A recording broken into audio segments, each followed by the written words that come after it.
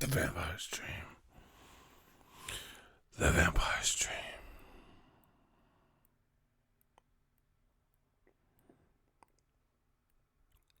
The Vampire's Dream. What up, Fight World? It's your boy Ego, and I'm back with The Vampire's Dream.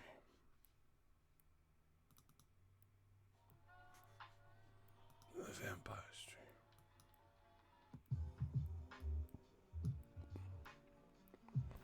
Real Brother 32, what up? Oh my gosh. A lot going on in the world of boxing, you know. Make sure you guys come in and smash the like button. Old media mad as fuck. They getting destroyed, bro.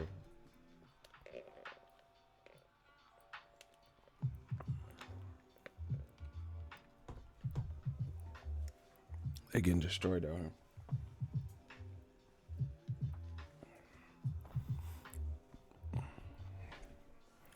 Yeah, Real Brother was good. I just wanted to talk about something real quick on the Vampire Stream. Shout out to Van Glorious. He said he at work.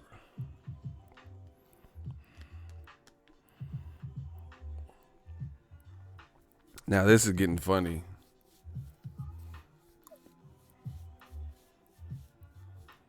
Shout out to the Bahamas.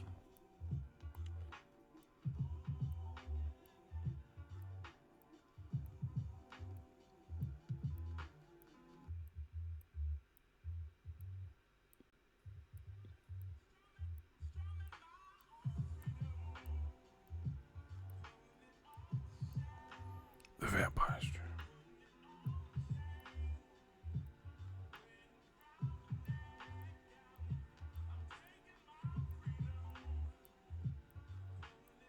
Oh my gosh! Listen, hey, I'm just gonna keep bodying these. I gotta keep bodying them. Like the old media doesn't learn. See, I gotta keep bodying them. This channel's lit as fuck. That's why it has any dislikes. Boxing, we have a laugh. Yeah, man, we have a good time. Bro, listen. Okay, this is a statement that I made earlier on Twitter. I'm going to read it to you. You know. I said, so PBC and Luis Ortiz got to spring up to save this DAZN card and the Anthony Joshua fight, ? Why not Anthony Joshua versus Dillian Whyte 2 at MSG? Cancel Usyk's fight with Takam in the USA and pay step-aside money to Takam, or new DAZN heavyweight Murat Gassiev. All in-house fights, but you want to blame PBC. Listen, first of all, y'all need to be paying me for this. It is not my job, nor Top Rank, nor Bob Arum, nor Al Heyman, nor PBC. It's none of our job to figure out a replacement foe in lieu of somebody failing a drug test. The sense of entitlement is beyond ridiculous. I don't know if it's a UK thing or what, because a lot of the energy is coming from the UK when I go to look at their bios and stuff. But this sense of entitlement has to cease. The whole reason I made that statement is because old media is trying to blame Al Heyman and Luis Ortiz specifically, you know, the Afro-Cuban, you know, the darker skinned person. They're trying to blame him if Joshua can't get a good opponent. That is why this is being discussed. Realistically, I can wait and see who they come up with. It doesn't look so hot. It doesn't look good. But we, Ego's Army, new media, are not going to accept that. We're not going to play old media tricks and games and spin doctors to try to somehow flip Gerald Big Baby Miller. It's not Joshua's fault, just like it's not Luis Ortiz or Al Heyman's fault. But somehow old media is trying to spin this into a PBC problem. That's not happening because that makes no sense. Joshua didn't do anything but train. It was Gerald Miller that failed the test. But you see the spin doctors at work saying, oh, yeah, Luis Ortiz, I mean, that's enough time for him to train. You don't have all the details. How you going to just tell him it's enough time to train? You don't know who he needs for sparring or nothing. You don't know anything. People are making up their own negotiations. They're saying, oh, Gerald Miller was getting $8 million, so why wouldn't he take it for $8 million? How do you know the pot was the exact same? What if AJ's team don't want to fight Luis Ortiz, a southpaw, unlike Gerald Miller, so they're putting a public front to make it look like they want? You don't know those details. You don't know those details.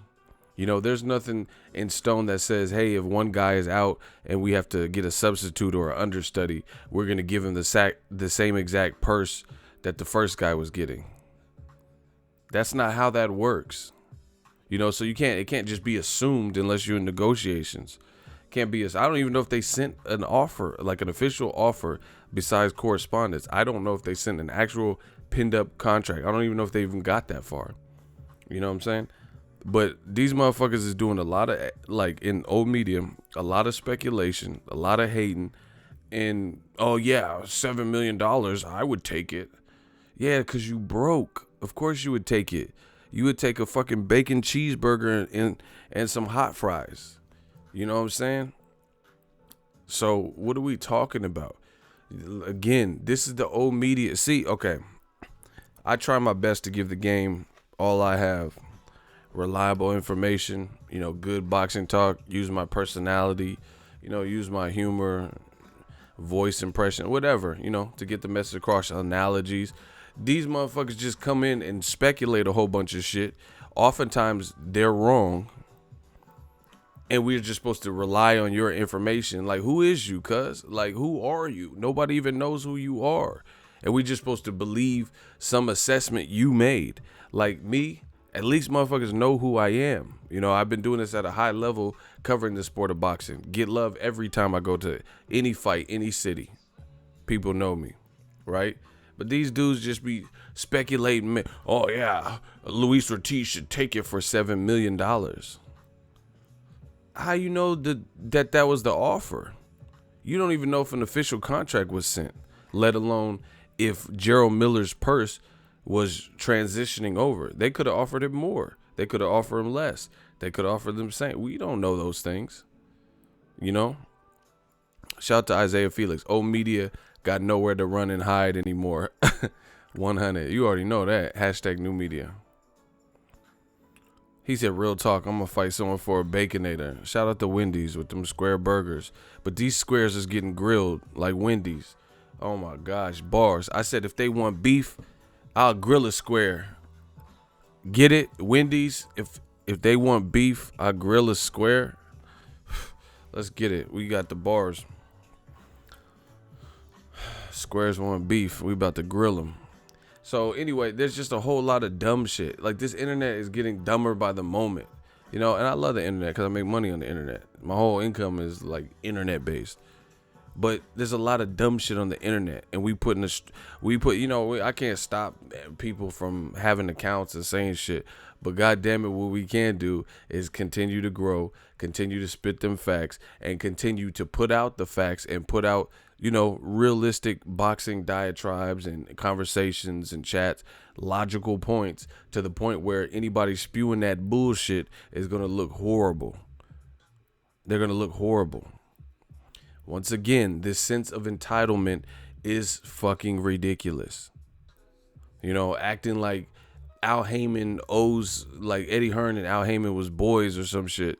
You know, despite Al Heyman not doing any interviews and Eddie Hearn doing 1,000 interviews, taking shot at Al Heyman and taking shots at PBC, taking shots at Luis Ortiz, berating people, saying he's this and saying he's that, saying he's going to take over America. Everyone's just supposed to forgive all of that and act like none of that happened to get DAZN, a company who's also taunting the competition, saying pay-per-view is dead, haha, making memes, making commercials with Tracy Morgan.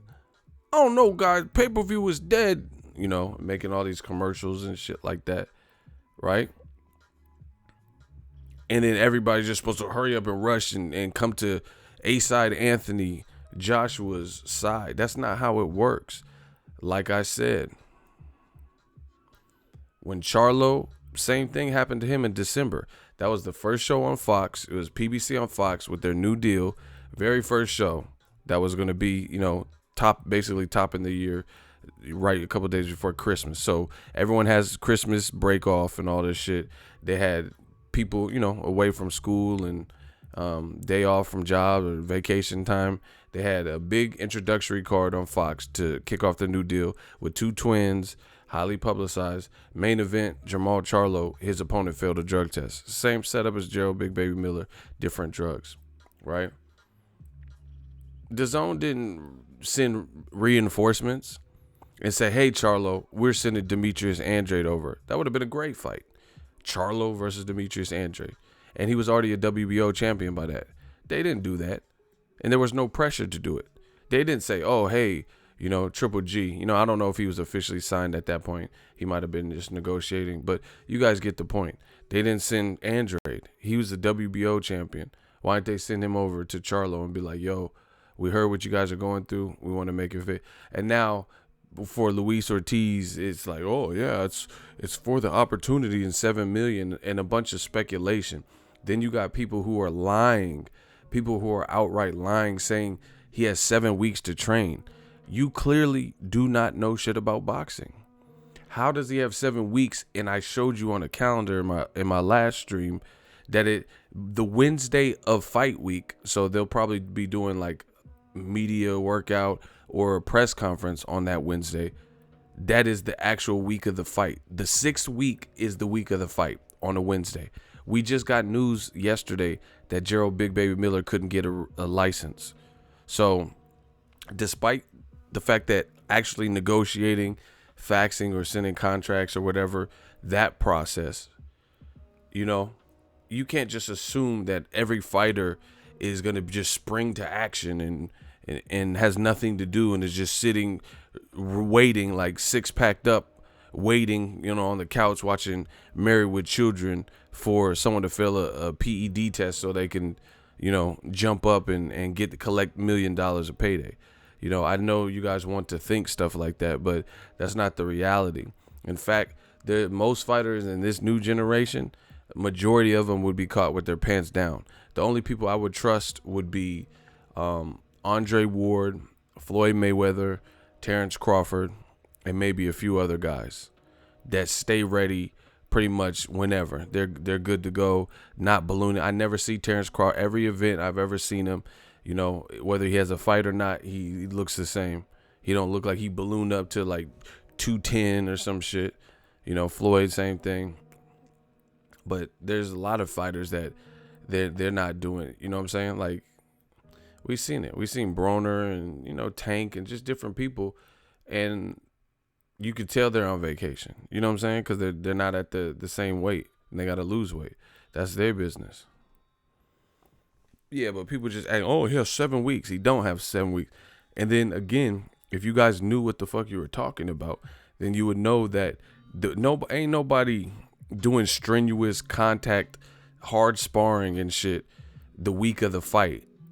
People, there's a cutoff point because you don't want to run the risk of getting injured, getting a bad cut that could reopen up on the fight, going in against an Olympic puncher like Anthony Joshua, who's 6'6" and 250. You get what I'm saying? So it's really, when you start looking at, okay, the negotiations probably take a few days, allocating bodies to spar with to give you the right looks. Some people might be coming from out of town, or you got to fly them in, get a nutritionist or whatever. People think because you're a heavyweight. See, this is what I'm saying. These motherfuckers don't know anything about boxing.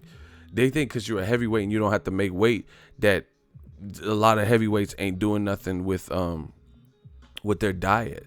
That's not the case. Just because you're a heavyweight doesn't mean you don't control what you eat. Like I know Brian Jennings personally. Shout out to B.Y. Jennings. Shout out to Philly. I know him personally, and we've had conversations and we talk. He's a vegan. He eats really clean, I've been at spots and like media events and stuff and seen his plate and, you know, shit like that. He eats clean. He eats real clean. You know, you dig what I'm saying? So it's like, it's not just because you a heavyweight, you just do whatever the fuck and you had 5 guys getting burgers and shit. You know, so you gotta account for all that. See, people don't want to account for that. All they know is Eddie Hearns is their Lord and Savior, and they're trying to, you know, accommodate him and, you know, make him look good and make his venture, him and AJ, you know, they're playing sides and stuff, you know, and trying to make it successful at all costs. The other thing, media getting this work. Shout out to 215.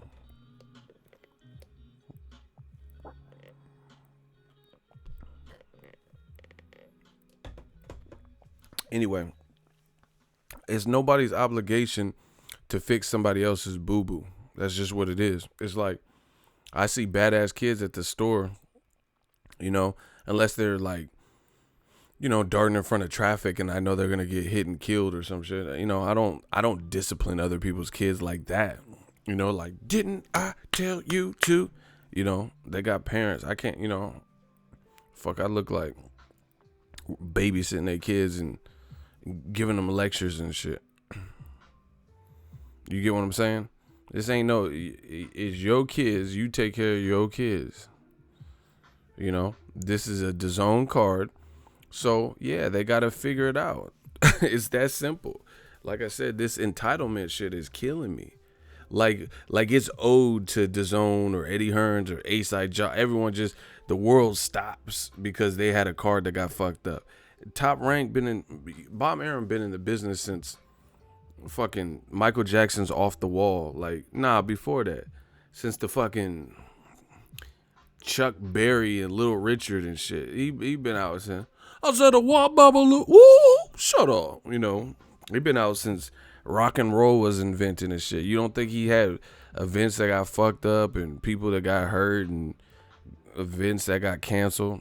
Of course, every promoter, advisor, or whatever goes. You know, I just gave you PBC recent ones. Broner was supposed to fight Omar Figueroa. They had a good save by putting him in there with Jesse Vargas. I know because I went to the fight. Tank Davis was supposed to fight Abner Mares. People were anticipating it. Tickets were sold under the pretense that we were going to get that good fight. Abner Mares came out of nowhere and said, hey, I got to pull, you know, rumors surfaced that he was going to pull out. And then he confirmed it and had patches over his eye and shit. And he's like, yo, I couldn't complete the fight. I'm hurt. I got a detached retina. You get me? So they had to go through it. They had to salvage what they could, keep the event alive, blah, blah, blah. When Tank was going through it, big star. Shout out to my guy Tank. I know him too. DAZN didn't send no reinforcements. That's what I'm saying. This sense of entitlement is fucking crazy. DAZN, why didn't they say, hey, we got Miguel Berchelt, we got Tevin Farmer, we got Ryan Garcia. These guys are in or around your division. We got Andrew Cancillo, we got Alberto Machado, right? All these guys are in or around your division. Let us help out. Let us send one of our fighters over to you. Because we heard what happened with Abner Mares. You didn't see Golden Boy, Eddie Hearns, DAZN do that. So what the fuck are we talking about with this Luis Ortiz and, you know, people blaming him and Kyle Natsky and stuff? It's just, it's insane.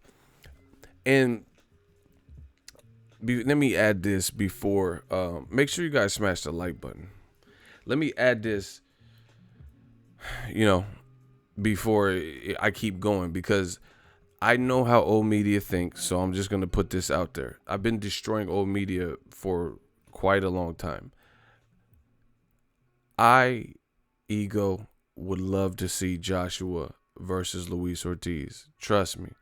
And I have the videos to back it up.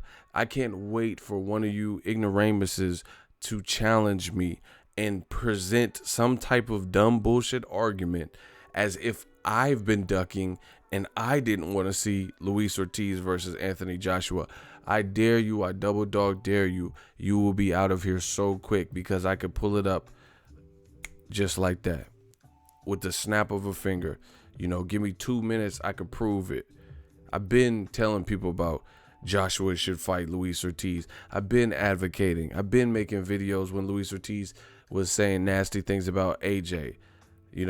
I did make a video when AJ responded finally to the call out. And guess what? Half you motherfuckers was nowhere to be. You weren't egging me on. You weren't saying, hey, good video, ego, let's push for the fight. You didn't turn to Eddie Hearns and say, hey, make this fight next. When Luis Ortiz was signed with Matchroom and Joshua's been signed with Matchroom, you weren't contacting Matchroom and going to their social medias every day saying, hey, Luis Ortiz is the mandatory, fuck this Klitschko fight. We need to see this. Or after the Klitschko fight, we need to see this. Now all of a sudden they trying to make it like I don't want to see the fight. That's not the case. It's about principle. Just last week, Eddie Hearns was talking greasy about Luis Ortiz. So the whole thing considered, he's not gonna have a full camp. Why should he have to fight under duress, under stress, and try to string something along? You guys are notorious for bringing up his age. He's already fought for a title, came up short with Wilder. So why would you put yourself in a bit? Because even if he, let's say he gets knocked out, obviously that would be the worst. But even if he lost a decision, these things hurt him. Because like you guys say, he's 40 and he's so old and all this stuff like that. So it'll be a second time challenge. Even if it's a robbery, he's going to have another, what if he boxed Joshua brilliantly and they gave the fight to Joshua anyway? You got to think about this type of stuff. Now he has an unnecessary L on his record, just like Jacobs when he really beat Triple G. You get what I'm saying? Just like Brandon Rios had a victory over Richard Abril, and even though he lost that fight, just like Julio Cesar Chavez got out of there with just a draw with Sweet Pea Pernell Whitaker. That it doesn't make sense. So I feel like give yourself the best fighting chance, give yourself a full camp, so there's no excuses across the board.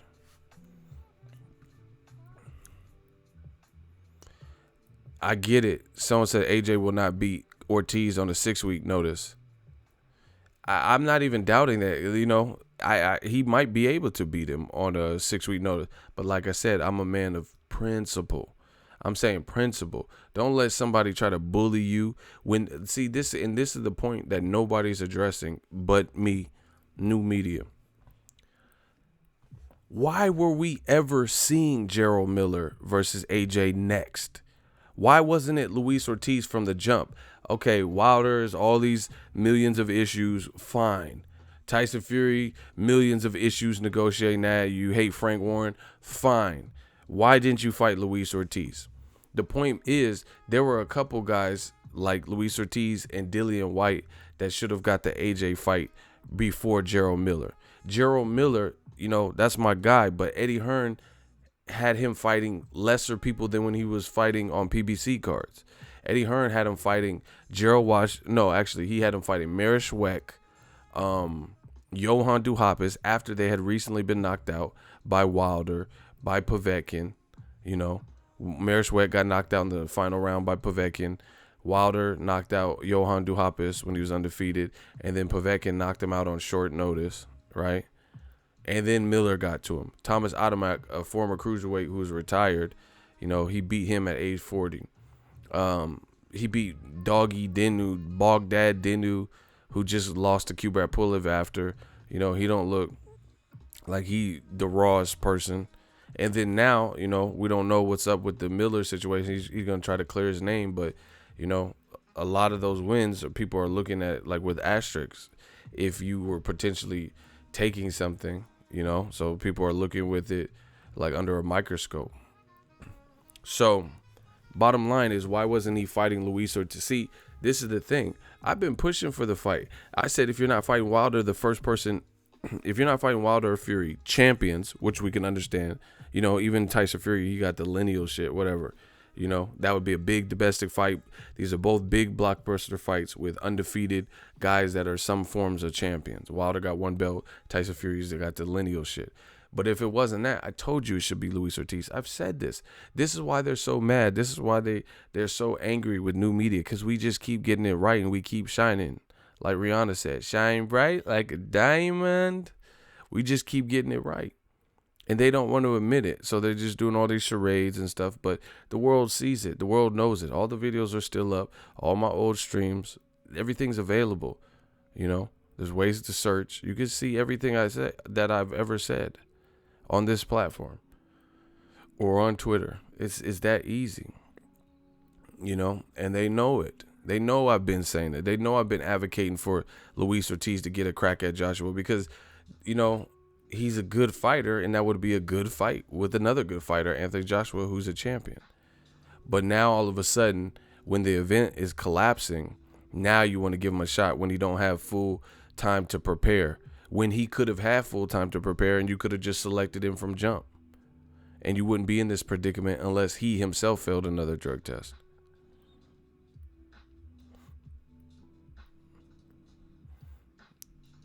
That's the question nobody's answering. How come Joshua didn't pick Luis Ortiz from the jump? See, they want to skim and breeze past that and act like, oh yeah. It's like when you're proving someone's wrong, and then they want to graze past that part to only talk about the next part. You know what I'm saying? No. It don't work like that.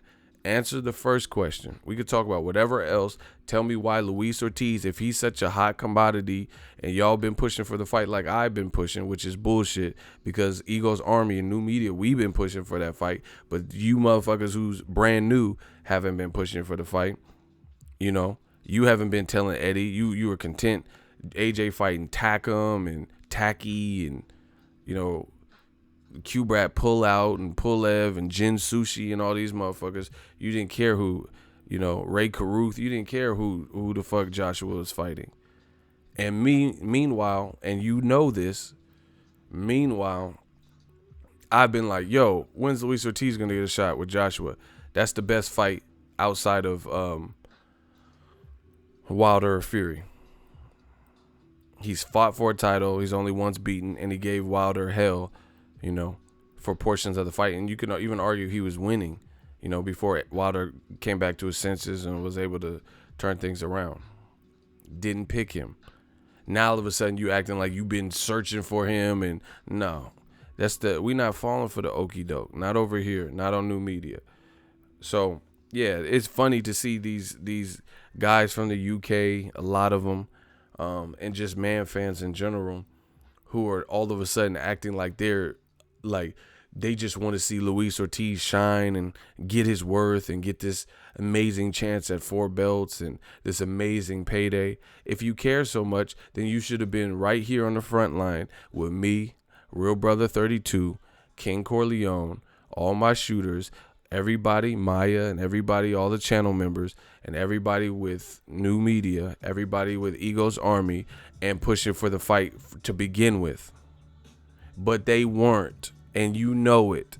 You know who said what and who didn't say what. In fact, not only did they not help us push to try to make the fight happen, they criticized the fight.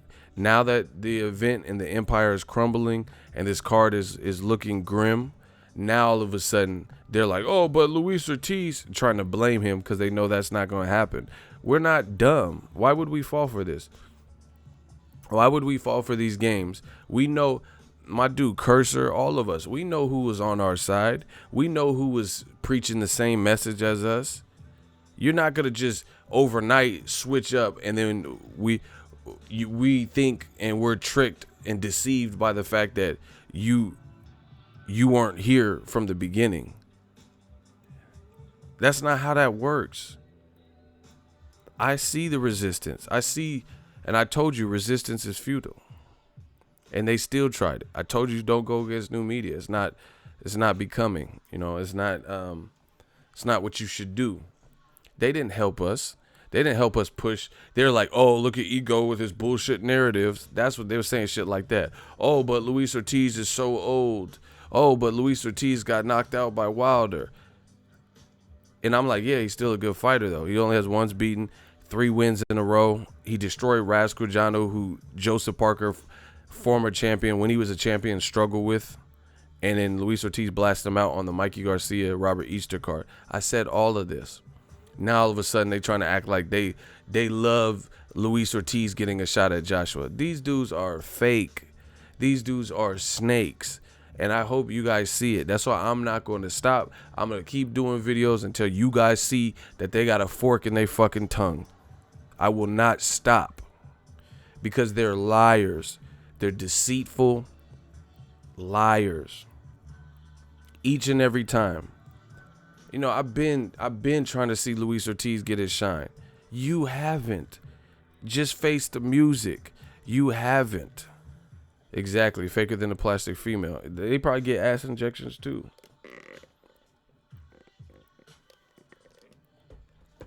Now they're trying to act like they've been vouching for Luis Ortiz for someone to finally.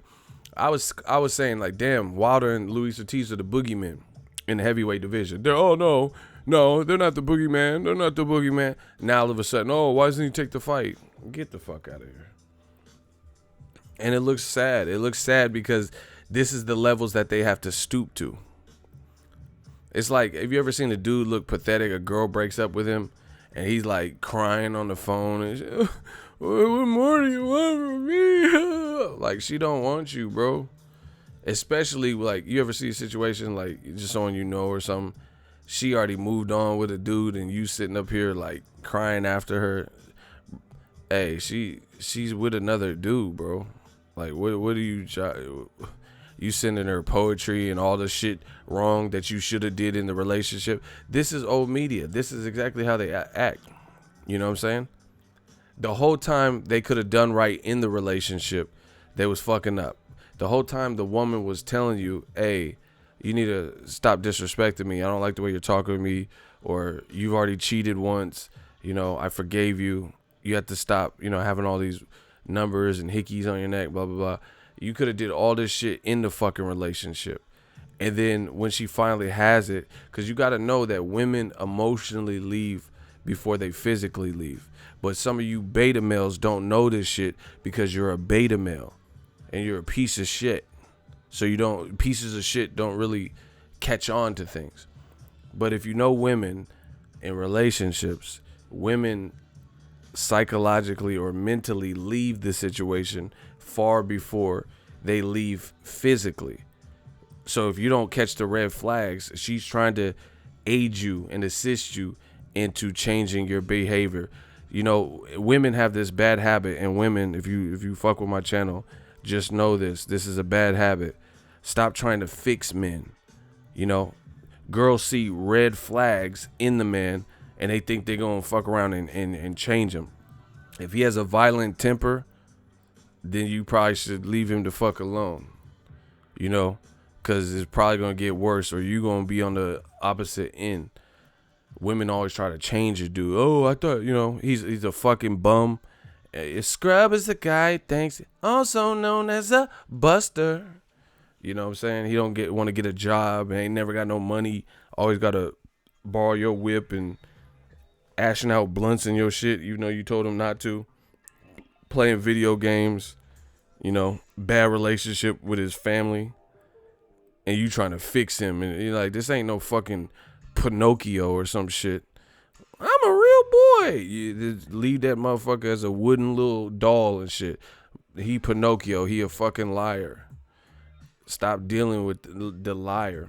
But anyway, that's how it goes in relationships. You know, people have opportunities to change, especially with men. We're stupid. All men are stupid. Just FYI. All men are stupid in relationships.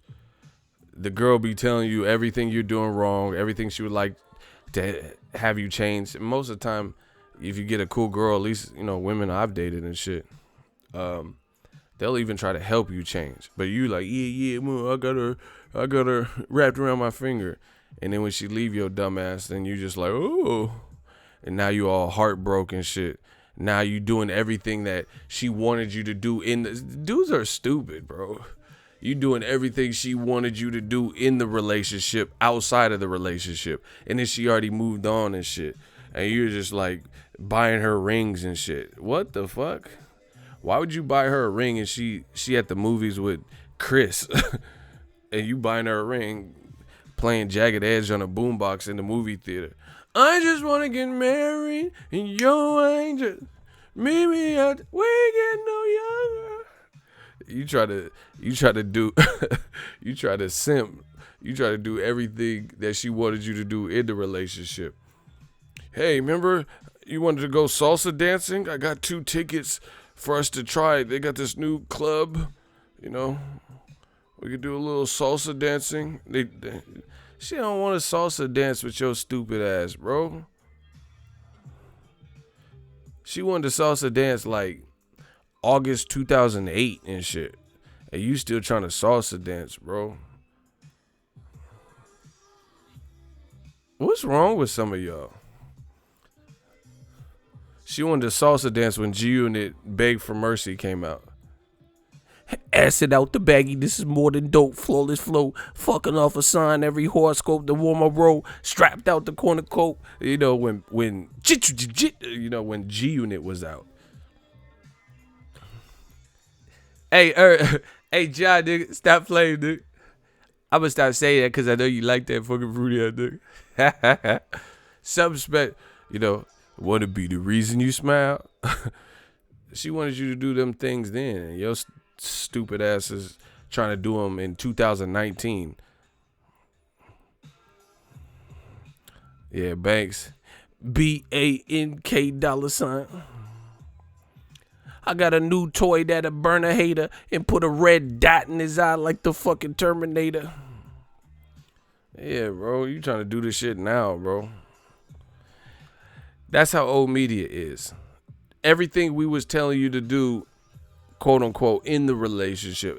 That's a good analogy. You know what I'm saying? Everything we were telling you about giving Luis Ortiz his props, you know, fighting Wilder for $50 million in America, picking guys like Luis Ortiz if you weren't going to fight Wilder or Fury, picking guys like Dillian Whyte, he's more deserving over Gerald Miller if you weren't going to fight Luis Ortiz or Wilder or Tyson Fury. Everything we were telling you in the relationship, you ignored. Now, all of a sudden, you're trying to act like you're the advocate, and we just some, like, fuck niggas just saying shit. That's not going to work, bro.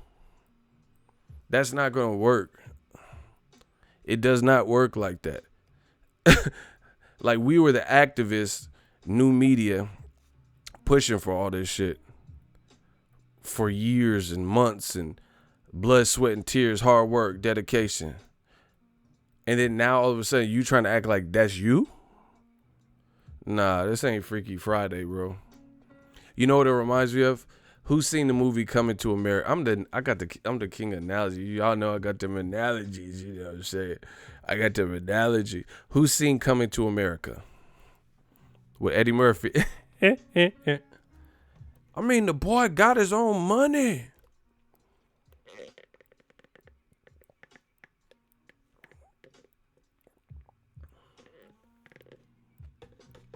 Block London Baddest. I don't give a fuck what you talking about.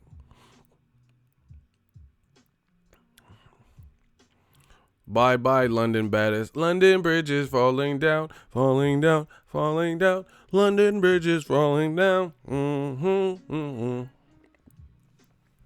Yeah, you better laugh at my jokes. Bow. Oh, my God. He laughed and got clapped. Anyway, all right, Coming to America. Old media reminds me of, what's the dude, Eric with the Jericho? Just let your soul glow. Remember Lisa boyfriend, Eric?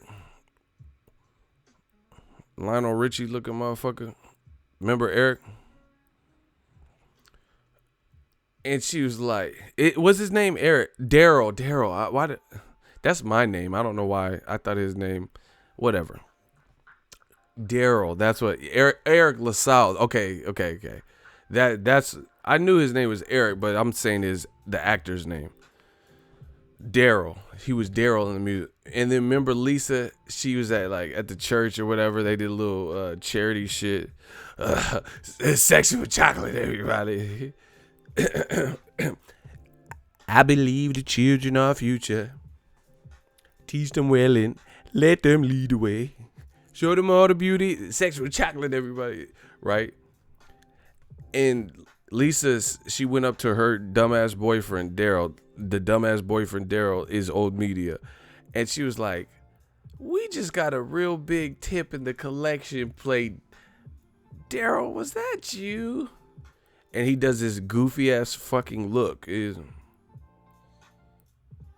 And she's like, I knew it. I knew it was you. And really, Eddie Murphy is the one that put the money in there. Because he was the prince. And he was balling. And he was loaded. And she's like, hey,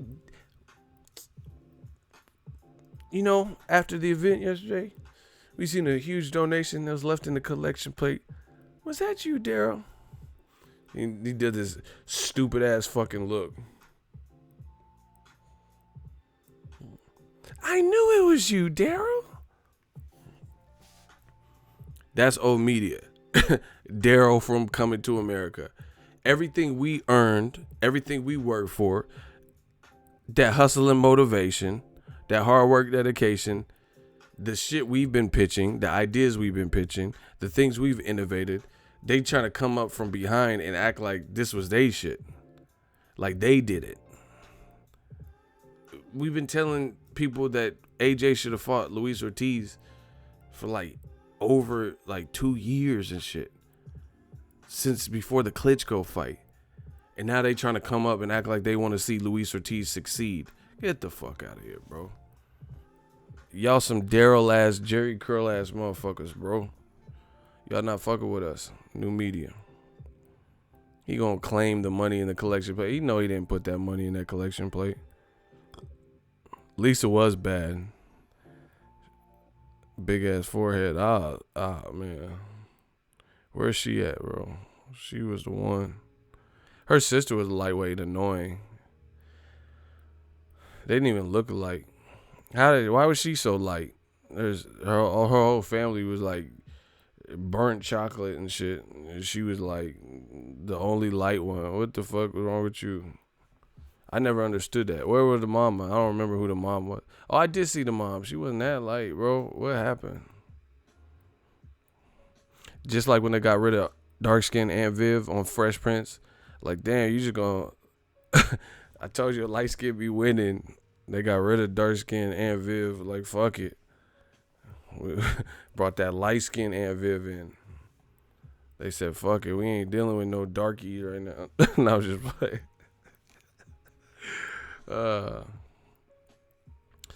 Yeah, man. They trying to act like everything we earned. He said AJ is Daryl.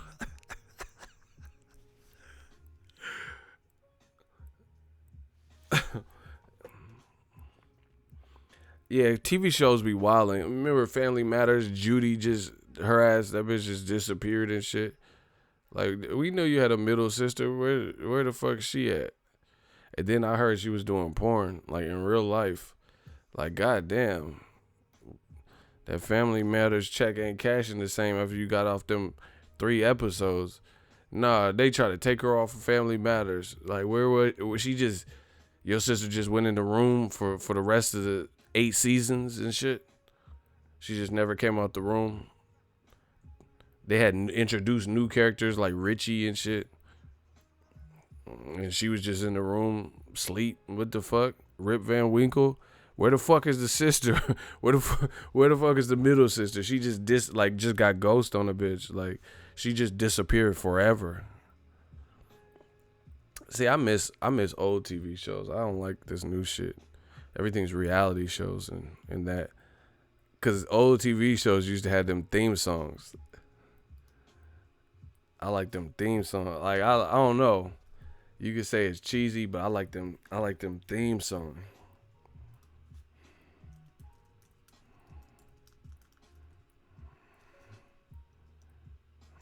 I need them theme songs.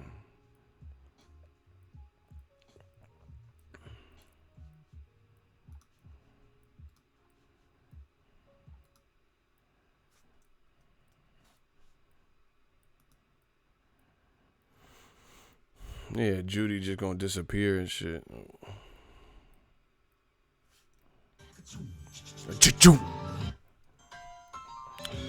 Who was hitting that piano? It's a rare condition this day and age. You read any good news on the newspaper page. Loving condition of the grand design. Some people say it's even harder to find. Where there must be some magic through inside these gentle walls. Cause all I see is a tower of dreams. Real love bursting out of every seam. As days go by, it's the bigger love of the family. Hey, they really had. Hold up, bro. They really had somebody. Nah, I'm not hit. I'm hitting, bro. What you talking about? I'm losing it. Yeah, I'm losing it. You would see this bank account, bro. But anyway, that theme song was hard. It's a rare condition this day and age. Back when shows were actually good. That's what I'm saying. TGIF used to be dumb lit. You know who? The one that died in real life, that liked Myra. I think her name was Myra. She was fine too. Rest in peace. Ooh, someone got blocked. Blocked him.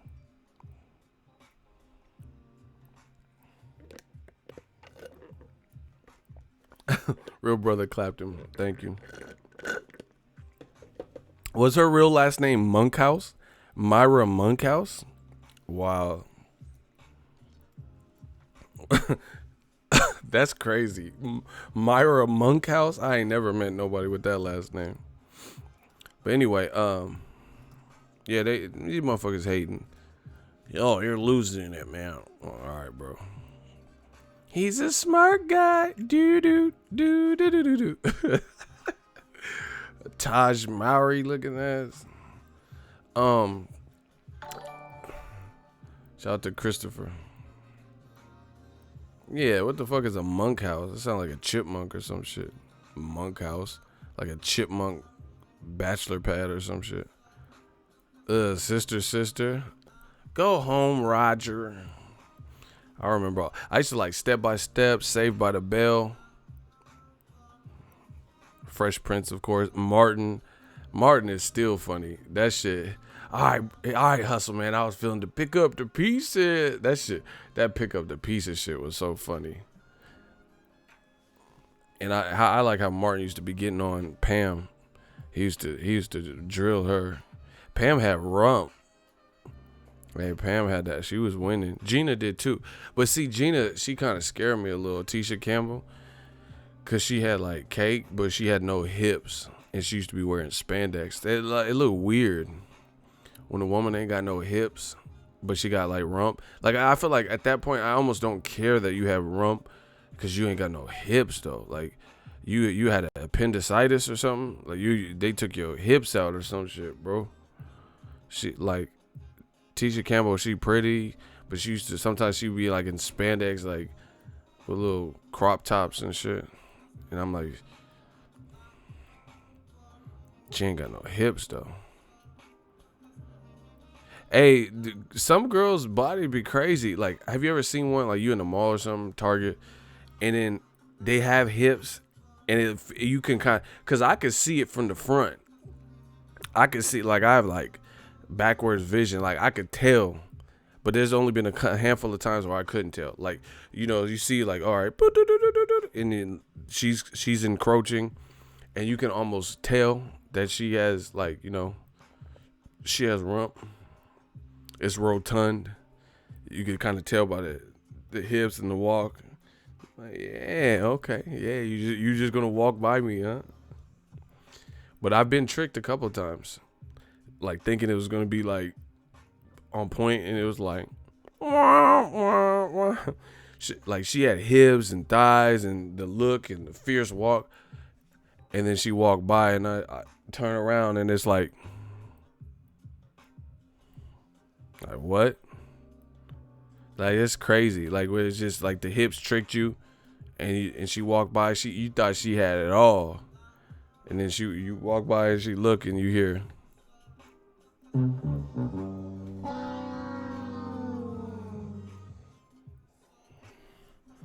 Yeah, that's not it, Chief. What the fuck was that? Hotel ironing board? Huh? You stole a hotel ironing board? Put it on your back. He said, I used to work at this factory. This Latina she had a fake ass. I don't like that either, bro. Yeah, these bitches look like emus and ostriches and shit, bro. I don't like that. Them skinny ass legs look like two marbles balanced on a straw and shit. I don't like that, bro. You built like Ren and Stimpy in cartoons and shit. I don't like that. That Ren and Stimpy. You idiot! I don't like that Ren and Stimpy ass Tiny Toons ass bodies and shit, bro. Bitches be like going to the mall and getting like Build-A-Bitch and shit. Instead of Build-A-Bear, they just building their whole physique. I don't like that, bro. Like, damn, you got neck implants? Where they do that at? I went to Miami. Like, why you? Cheekbone. Like, these people are lazy now. Fake abs and shit. They just put like King's Hawaiian rolls. Like, are them King's Hawaiian rolls? No, they're my abs. What are you talking about? Like, what the fuck is wrong with you, bro? I hate that, bro. These shapes be like getting out of control. And then like a couple years ago, they had women doing the duck lips. You know what I'm saying? But now they just got the duck lips, like, because they putting collagen and all types of, doing the shots and shit in their lips. So before you just make the face, the little kissy face, the Night at the Roxbury fucking face. But now you just permanently have it.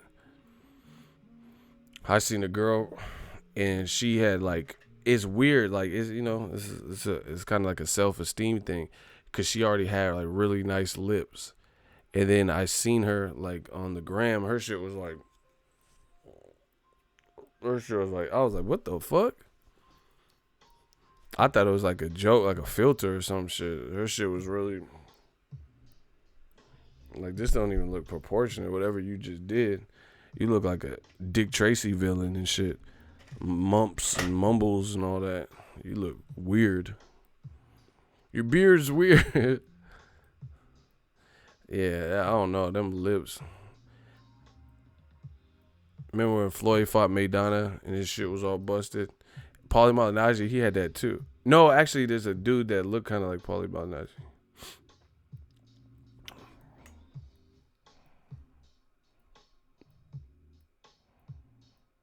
Lil Mo lips. She got her lips done. I ain't seen her recently. Do. That's Superwoman. But make sure you guys smash the like button. But anyway, I don't want to get too far off track. Because we start talking about family matters and Lil Mo. I'm like, okay, we gotta. Yeah, I don't like that excessive shit. They be looking like Thundercats and shit. Or have you ever seen like the old Planet of the Apes? Like the one, like Charlton Heston one, where they had that like half a coconut. Like, they should be all fucked up. Remember how the monkeys looked on there? Like, y'all tripping, bro. Not the Caesar reboot ones. I'm talking about the old ones, 70s or whatever year that was out, where they had people dressed up in monkey suits. Like, that shit crazy.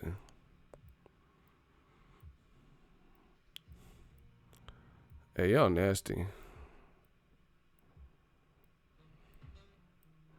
Ego Army winning. We can talk about anything. That's true.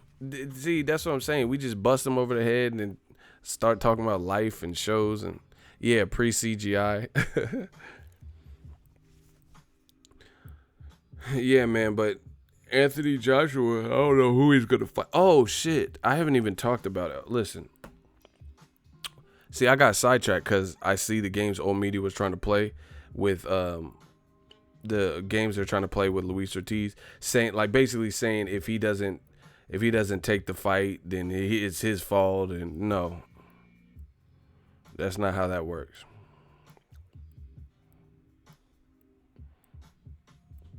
So we're not going with them false narratives.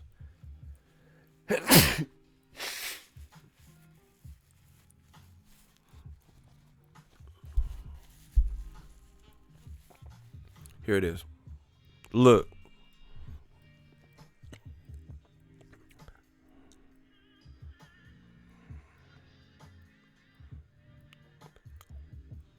World Boxing News. Eddie Hearn sets Anthony Joshua opponent criteria, says no Dillian Whyte. They got quotes from Eddie Hearn. So this is what I'm talking about. Thank you for blessing me, for the people that said that. I appreciate you. Here's the thing.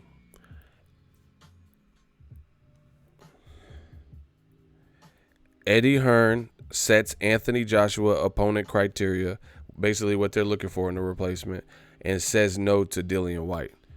So, once again, PBC, Al Heyman, they're over there. Over there somewhere.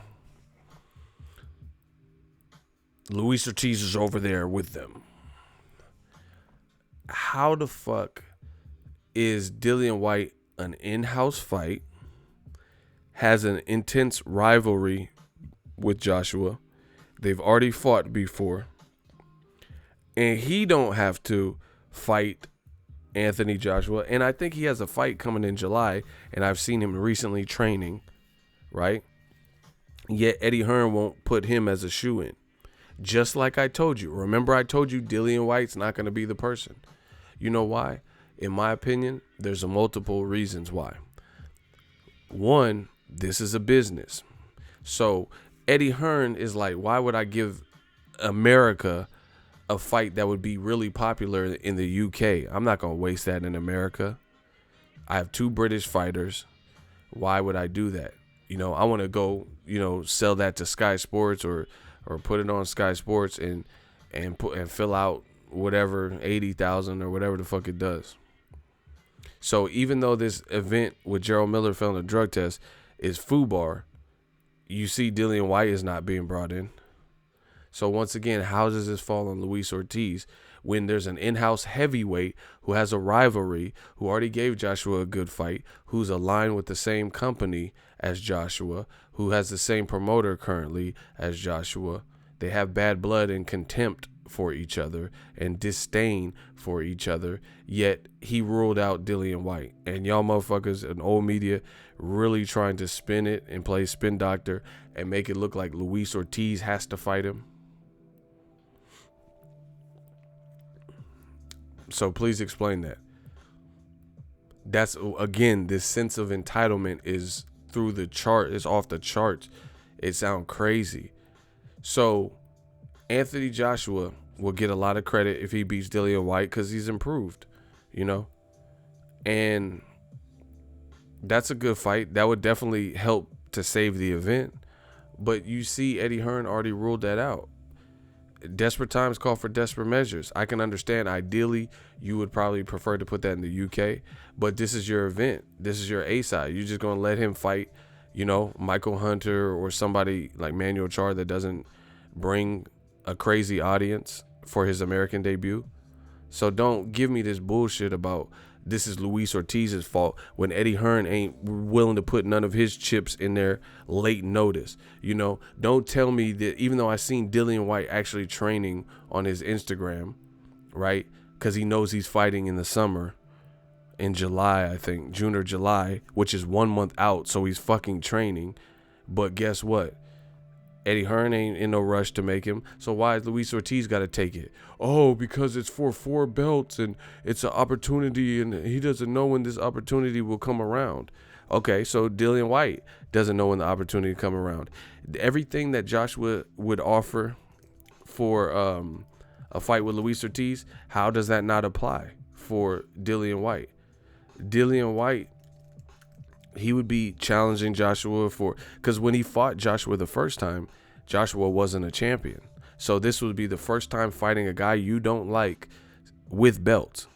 I repeat, Joshua, when they first fought, well, of course in the amateurs, but when he fought as a pro against Joshua, Joshua hadn't become a champion before. It was before that fight.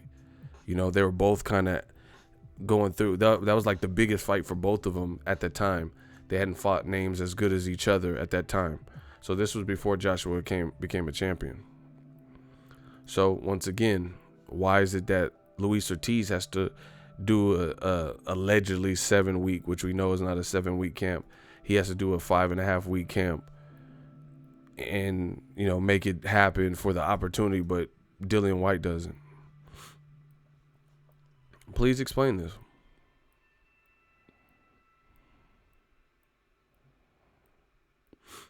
Freddie Roach says Joshua washes Ortiz.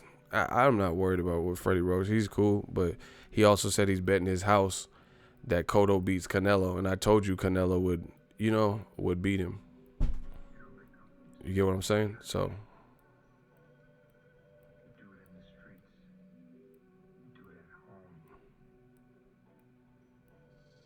yeah, Freddie Roach, he be saying whatever.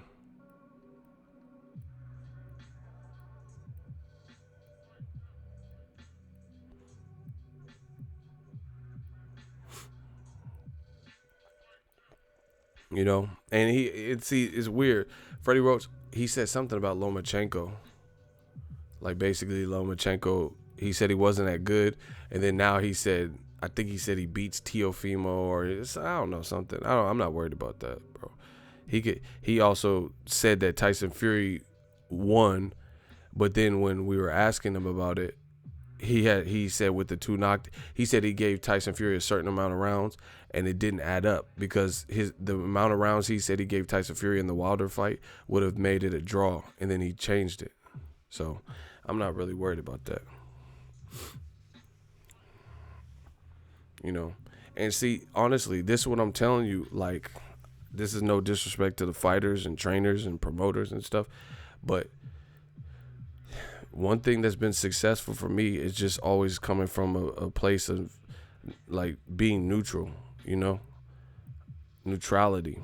Like, there's a lot of fighters or trainers or former fighters, they probably know the game, but since they have allegiances and ties and stuff, you always get this cockamamie commentary from them. People think, oh, because you're a former fighter or you're a fighter, that it just seems like you would, know your shit and be accurate, but that's not the truth. I see a ton of guys, I don't have to call them out. I seen a ton of guys, and I get way more fight predictions right than them. I get way more, situational things right, like comments that I made, and then it comes true than them. They'll say, oh, yeah, Joshua's going to fight Luis Ortiz, and then it don't happen. They'll say, oh, this guy will beat this guy, so it doesn't work like that. So anyway, bottom line, how come Luis Ortiz, he got to do all this, and he got to do the short camp just for the opportunity? Like, see, that's what I'm saying. People are acting like Joshua, like everybody got to bow down and like he Floyd Mayweather or something. Like, you just have to bow down and do what you have to do to fight him. He is not at that level. I don't understand what people think. Like, they're like, oh, like Joshua he'll change your whole fucking life and you'll never get this opportunity or another big opportunity unless you're picked by Joshua. Stop it, bro. He is not Floyd. He's not on no Floyd level where it's like, you see how Conor McGregor started acting after he fought Floyd? You see what Maidana did after he fought Floyd twice? That motherfucker went to the Argentina and gained weight and said, fuck boxing. Conor McGregor started attacking buses and shit. And you got rape cases and breaking people's phone. Floyd changed your life with that money. You know what I'm saying? Conor didn't come back to combat sports for a year plus after he fought Floyd. People acting like Joshua don't have that. You know what I'm saying? He don't have, like, Gerald Miller is going to make good money, but that ain't like the type of money where you're guaranteed to just never fight again and you're necessarily good living in America. You know, Michael Hunter, he signed to Hearns. The rest is a smokescreen. That's what I'm saying. But we just nip it in the bud because old media keeps trying to, they keep trying to pin the tail on the donkey and make it look like Luis Ortiz has some kind of obligation to fill in here. Listen, if Luis Ortiz, I said the same thing and I'm gonna keep saying, if Luis Ortiz and his team want the money, want the opportunity, and feel that's an adequate enough time to train, and they make the fight, then this is a good save. So be it. Take it. So I'm not telling, I don't, they're a grown ass, professional team. I'm not telling them what to do. I'm telling you what I would do in that situation. Right? If they want to make the fight, basically the ball's in their court. Whatever Luis Ortiz team, I'm riding with that. Because they were the ones pushing for a Joshua fight. See, slowly but surely, I don't know if you guys know this, but new media keeps growing in power. We keep getting stronger, keep getting new channel members. The voice keeps getting louder.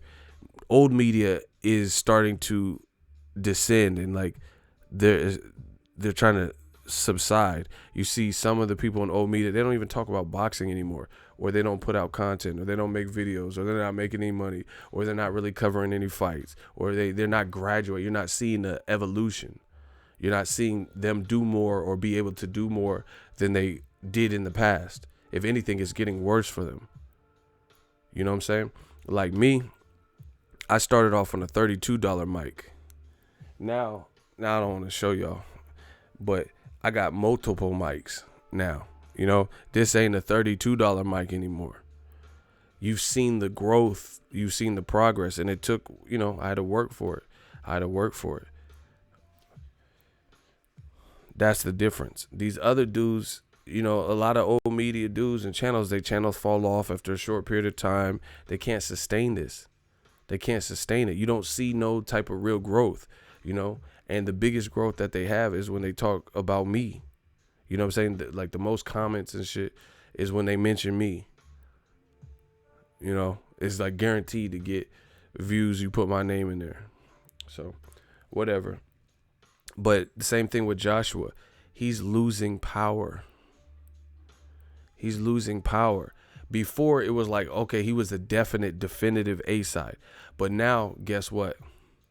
Deontay Wilder, he was on the telecast talking in front of 13.77 million people for the Final Four.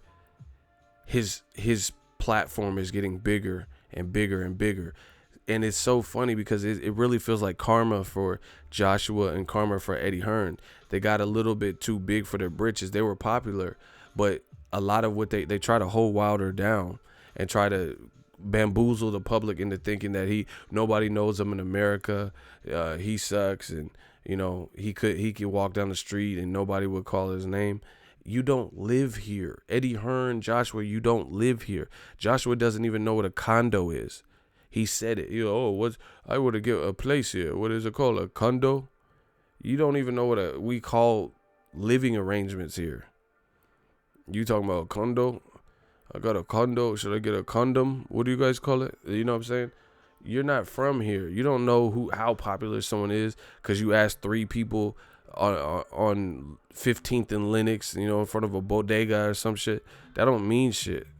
Nobody care about dumb shit like that except for UK fans egging it on and old media. Nobody cares about that because I know, because I'm at the fights. I'm in America. I live in America, and I've been city to city covering fights. And I've been right next to Wilder, and he's walking, and I'm following, trying to get footage for you guys, and people are screaming his name. Wilder, bomb squad. They're yelling bomb squad like it's a fire drill or some shit.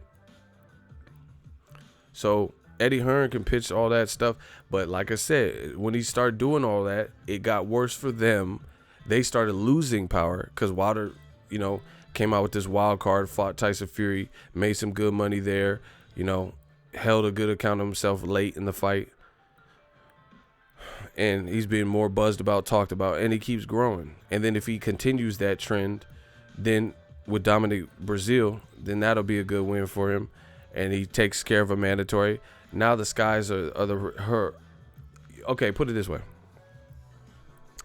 Let's say the big three. At this point, the way it's looking, this wasn't necessarily always the case. Tyson, the big three, when I say the big three, Tyson Fury, Deontay Wilder, AJ. No particular order, that's the big three, for sure, in the heavyweight division. Guess what? It could be argued. Now, I don't even, I'll say it could be, since I don't know who Joshua's next opponent is. But depending on who he picks, Wilder has the biggest event and the biggest fight now. Unless Joshua pulls some surprising, they lure Luis Ortiz or Dillian Whyte or something, which I don't think is going to happen.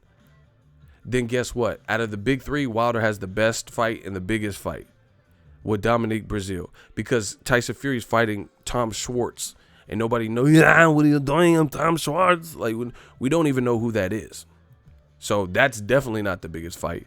Nobody even knows Tom Schwartz from Germany, who's not really fought outside of Germany. Who is that? And then Joshua, this is not his fault, because Gerald Miller, he fucked up and he failed a drug test. But the reality is he's probably going to have to fight someone that is not a big fight, Michael Hunter, Manuel Char. Again, that is an asterisk by it, because I don't know what they're going to decide for him. Block Sean Johnston. I don't know who they're going to decide for AJ. So, there's an asterisk by it. But from me visualizing, I don't imagine there's going to be some great big fight that everybody couldn't wait. Put it this way. When Wilder was supposed to fight Joshua, and then the negotiation fell through, Wilder came out with this wild card in Tyson Fury. I don't see Anthony Joshua doing that. I don't see him coming out with this wild card, which is a hell of a consolation. Like, okay, we didn't get Wilder versus Joshua, but Showtime and Al Heyman and Frank Warren worked together, and we got Wilder versus Fury. That was a hell of a consolation fight. I don't see this in lieu of Gerald Miller failing a drug test. I don't see AJ and DAZN and Eddie Hearn being able to bounce back like that. It's probably going to be some bullshit that, it's not AJ's fault, but it is his fault based on the fact that you chose Gerald Miller against what people were saying. That is fully your fault and Eddie Hearn's fault. So him failing a drug test, you couldn't have controlled that, but you could definitely have controlled more deserving people probably getting the fight to begin with. That's something that was in your power. You get what I'm saying? AJ could have easily picked Luis Ortiz here before, and we wouldn't have had Gerald Miller pushing you. Luis Ortiz probably wouldn't have even did all that, pushed you and all this shit, because Wilder and him were like talking and yelling and shit, but it wasn't like pushing each other and shit. So you got, like, just look at it. Joshua got pushed across the stage, He got pushed across the stage, and he can't even get revenge on it because his opponent failed a drug test. He said, "I'm gonna rearrange his face for that." This dude's talking about your mom. Like that. This is not a good situation. You got a guy who was talking about your moms. You got a guy who pushed you hella hard and was calling you G-string Joshua. Just all whatever the shit Miller was saying. He was talking hella shit to you. And then you said you're going to rearrange his face. Now, legally, or it's not going to be sanctioned. So you can't even extract revenge and get revenge. He said, I forgot about that. Nah, just look at it. For you busting your ass in your training camp, working hard and sweating and cutting diet and shit. And remembering him saying, I'm going to take your mom out on a date and all this crazy shit he was saying. I told you, to me, that was OD. I told you that from the off rip. Pushing, I've seen that happen before, but you don't bring family members in it like little kids and, no women or kids. You know what I'm saying? Maybe a girlfriend. Like, man, your girlfriend is maybe, but not someone's mom. So I thought that was OD. But he said it. He felt comfortable saying it. Said all of this shit. said you ain't gonna do shit, and he accused you of being on testosterone and getting exemptions and all this stuff. Now you can't even fight him. It can't even get sanctioned, so you can't even fight him to release that energy. You get what I'm saying? And he pushed you across the stage and all that stuff. That sucks. That sucks for Joshua. So all that energy and angst that you were going to try to release on him, you can't even do it. You got to take that to somebody else.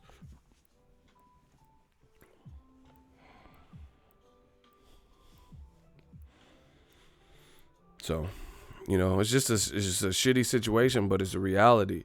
And like I said, DAZN, as a company, as a staff, as a record label, and as a motherfucking crew, they themselves could have done a lot of stuff differently. A lot. They could have probably talked to Eddie Hearn like, yo, you got every American feeling a type of way. You got American fans not supporting you, and we're trying to break into America. Fall back a little bit. You know what I'm saying? You playing this cat and mouse game with America. I told you. I've been saying the same shit. That's why it's not even like none of this stuff is really shocking to me. I don't really get shocked from boxing anymore. This is all stuff that's like part of the game. All stuff that's part of the game. And, what DAZN could have done differently is a few things. Put Triple G in with a better opponent, so now your June is not looking crazy. Their June looks horrible. Before it was AJ versus Miller, so Triple G fighting a horrible, opponent that no one knows. That would have been just whatever. You watch it or don't watch it. But now you got basically two events that are likely to be less than desired events. That's not good, bro. That's not good for any new company, especially when they raise their price point. That is not good at all. And it's not good for, like I told you, I was trying to make peace, with the UK, because I seen what was happening with the UK and the USA fans and stuff. And then they were going ham. It's karma. You know what I'm saying? Like saying stuff like, even though Brazil worked his way back up since the Joshua loss to become a mandatory with the WBC, a lot of people from the UK were running around talking about, you got to fight Joshua's leftovers. And, AJ's fighting a better fight, and he's making $40 million. Well, now this is a bust because they were talking about Joshua about to make $38 million. Can they afford that if they have to give a bunch of refunds? Like, let's say he fights Michael Hunter. This whole thing. This is the worst situation, bro. Bevo Brown, I don't know if it's in the works, but yeah, I heard that they want to fight each other. I don't know if they're negotiating or anything. This is the worst situation that could have happened for him. Triple G didn't help with his fight. And now their June is shot with Gerald Miller, his withdrawal or being ineligible, It's not a good look. So like I said, we'll hold out hope to see if, just to see if they could get something done that fans, you get me? Like the fan-friendly fight that it's hard. It's hard because there's only a certain amount of guys. Just hold on.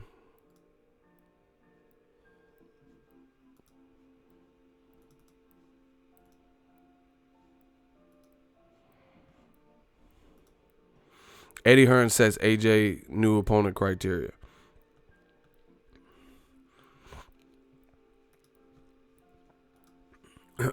Watch.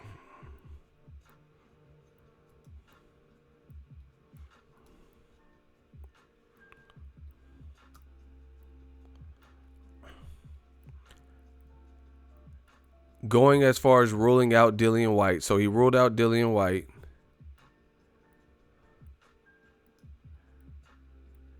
The contenders were Michael Hunter, Adam Kalinowski, who his team said he can't be ready, and they're not doing it. Adam Kanowski's team. I don't think it'll be Luis Ortiz, but we'll see. Oscar Rivas is a top-ranked fighter, and I think he has an upcoming fight, but I doubt Bob Arum is going to send Oscar Rivas to go fix this mess. Sergey Kuzmin, Kyle Kuzmin, or whoever the fuck that is. I don't even know who that is. Artur Spilka, who Deontay Wilder knocked out with one punch, and he looked horrible. Chris Arreola, who people laughed at Wilder for fighting because of Povetkin failed a drug test. That would be crazy if he has to fight Chris Arreola, because Wilder had to fight somebody after the Povetkin fight, and people made fun of that. Trevor Bryan, which I think he's undefeated, and they talked about Miller fighting him. He's with Don King, I think, but he's not a big name. That's the only thing. He might be good. He's undefeated. I don't know. And Jermaine Franklin. So who is that? Who's Jermaine Franklin?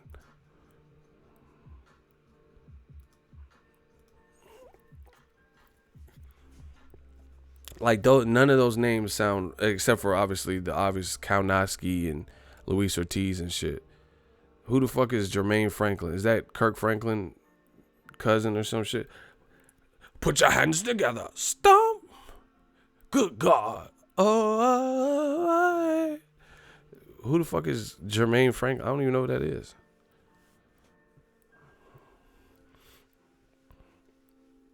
Someone said Jermaine Jackson. Hey, bro. That's what I'm saying.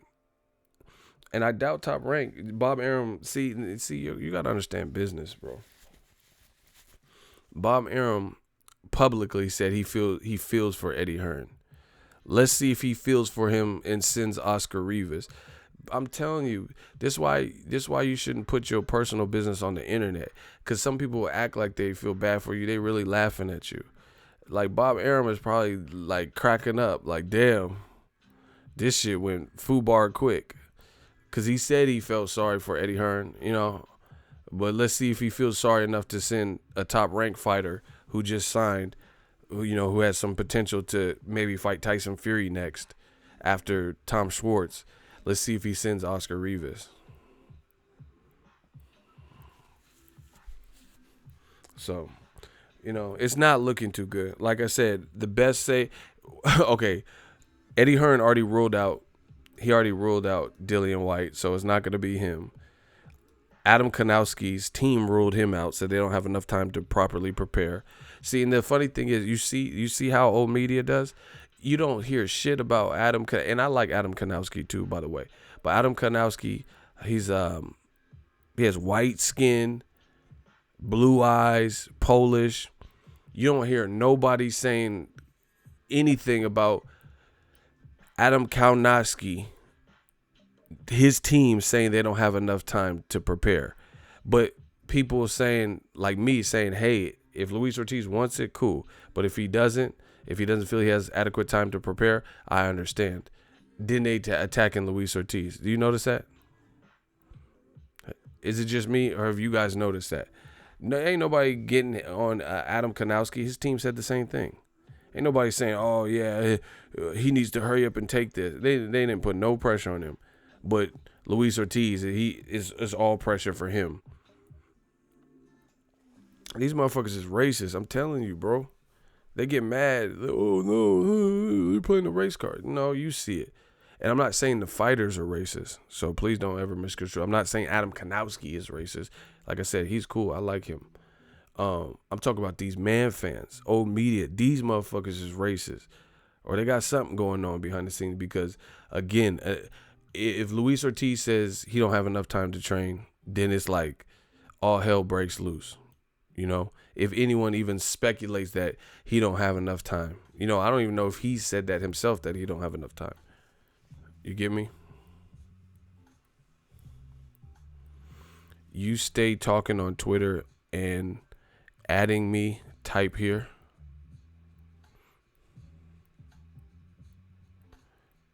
Dude from Twitter _dingo1 type and ask for the hot seat. Block this dude. I don't even know who he is. I don't give a fuck what you talking about. Sniffery. Yeah, block him. I don't even know who you are. What are you talking about? It don't matter. You Sniffery. Motherfucker talking about Twitter. You tweeted me. You and Donald Trump tweeted me. Like, what are you talking about?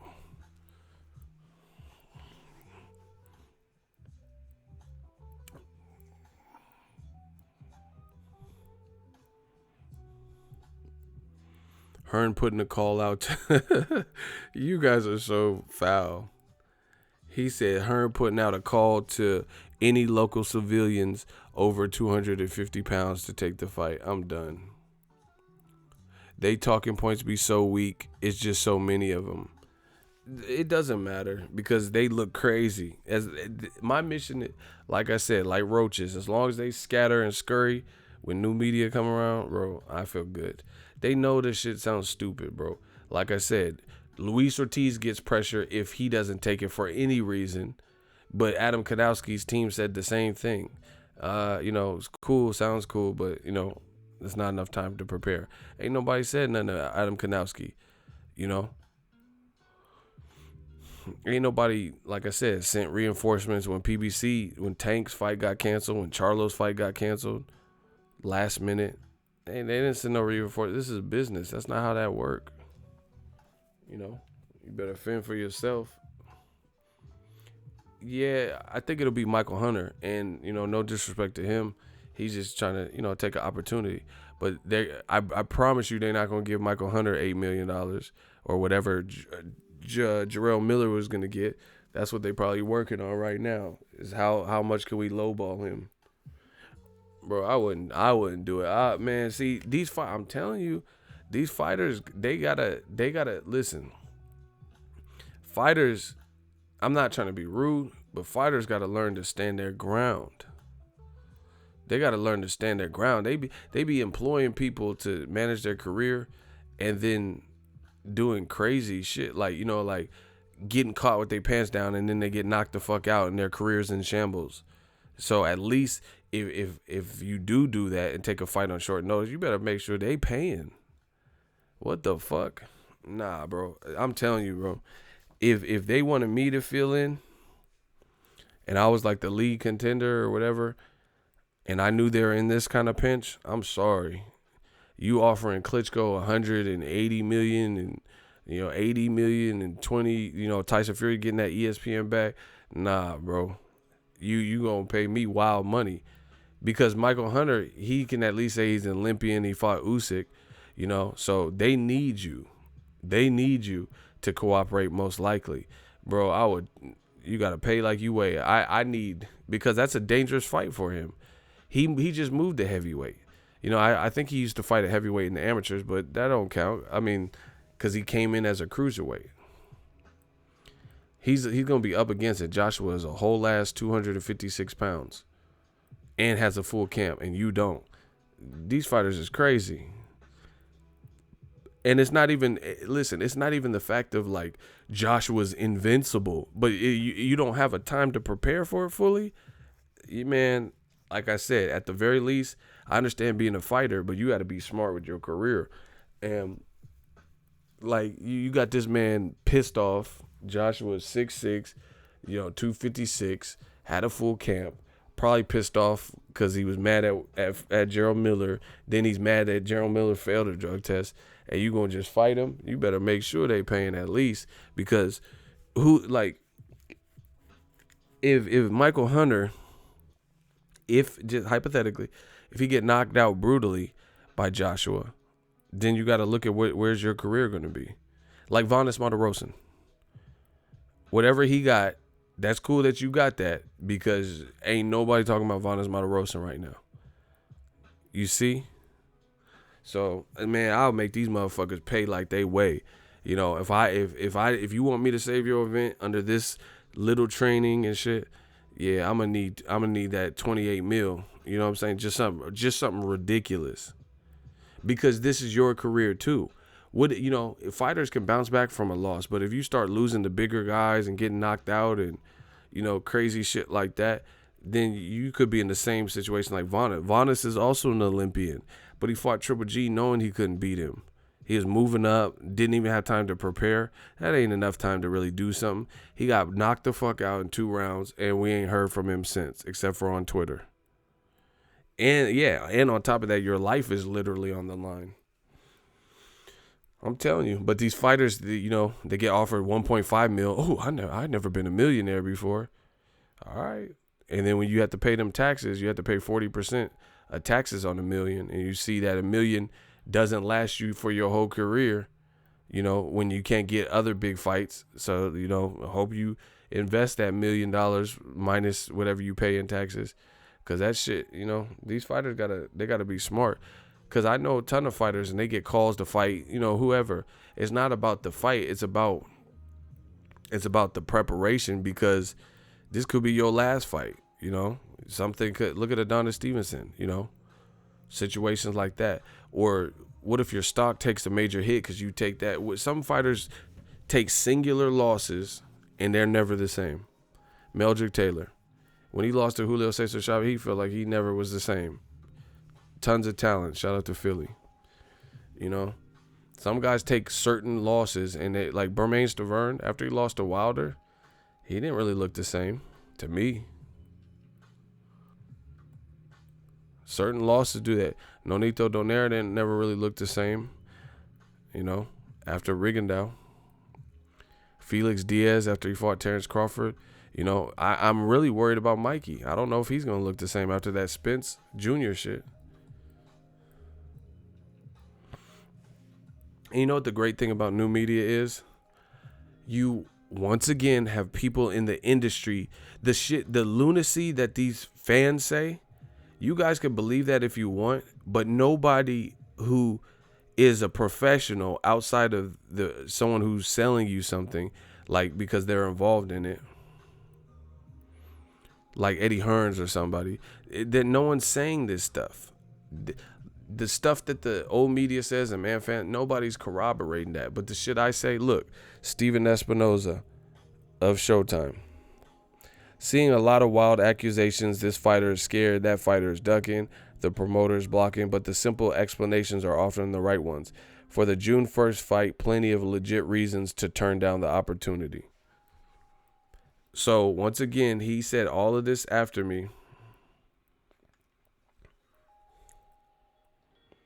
And look at what I'm saying, and look at what Steven Espinoza is saying. Shout out to him. For example, fighters often have commitments and obligations in place which aren't public yet. Moreover, fight is 6 weeks away, which means 5 weeks to train because the fight week doesn't count. What top-level fighter takes a title fight with 5 weeks to train, even for a 7-day or 7-figure payday? How is it that people in the industry, trainers, fighters, say the same things that I am saying? People in the industry, people who promote boxing and get on the podium and get on the mics in boxing, saying the same shit I said. And I'm not waiting. It's not like I waited and seen him type that. I told you that before that. Look at the timestamp. I told you all of what I've said before he even tweeted that. You know? People look at, oh, he has 7 weeks, which is a lie, because I've already showed you how the 6th week is already into fight week. So he really has 5 weeks. And he doesn't even necessarily have a full 5, because negotiating, aligning, and allocating bodies for sparring, you know, maybe getting a nutritionist on board. And then you usually take it easy and taper off so you don't get injured and, you know, cut or anything. So it's little time. You know, Gerald Miller effed it up.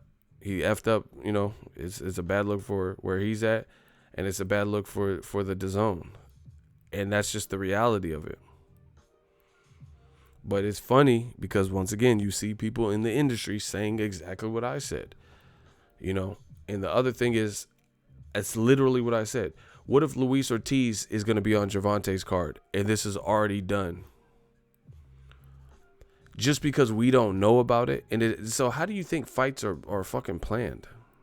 You think the day it's released on social media, you notice when they release it on social media, there's already a graphic made. You know, sometimes there's a press conference that just happens. You know, emails that went out to media.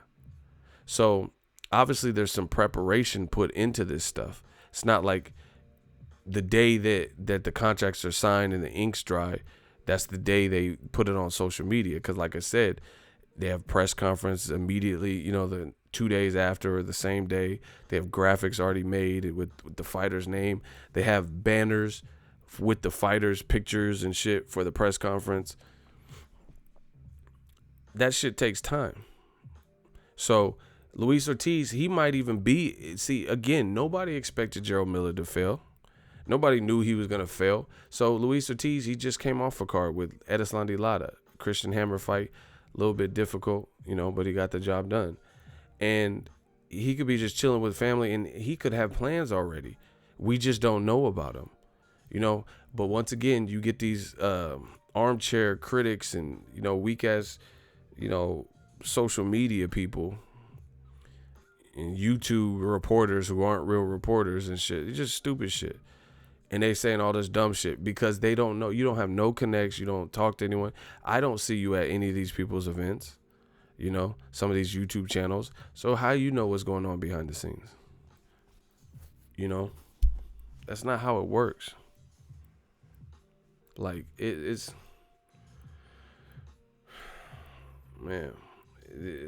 just not how it works. Like, again, like, I know fighters. Like, look, Andre Ward, Boxingego, Whyte, thank you, my brother. Got him laughing at the jokes and shit, bro. Like, I know fighters. They, like, speak to me. They talk. We shake hands, dap, A lot of these YouTube channels and shit, they don't know fighters. And even some of the ones that do know fighters don't, like, they fuck with them on a professional level, but they don't really fuck with them. Like, they don't, man, I could tell you so much about this game. There's a lot of fighters who, they'll do an interview with somebody on a professional tip, giving the courtesy of asking some questions and stuff. But I know it. They know that the guy who's interviewing don't know shit about boxing. Because, trust me, I know. There's a lot that goes on behind the scenes that y'all don't really know. But anyway, all this shit is a dub. Blaming Luis Ortiz if he doesn't come save the day. That's ridiculous. This is no one else's problem but Gerald Miller and DAZN. DAZN, because they were drug into it. They were drug into it. But they listen. Just listen. When we had a choice to fight in America, there were two options for us: Gerald Miller and Luis Ortiz. When we had a choice to fight in America, there were two. Look.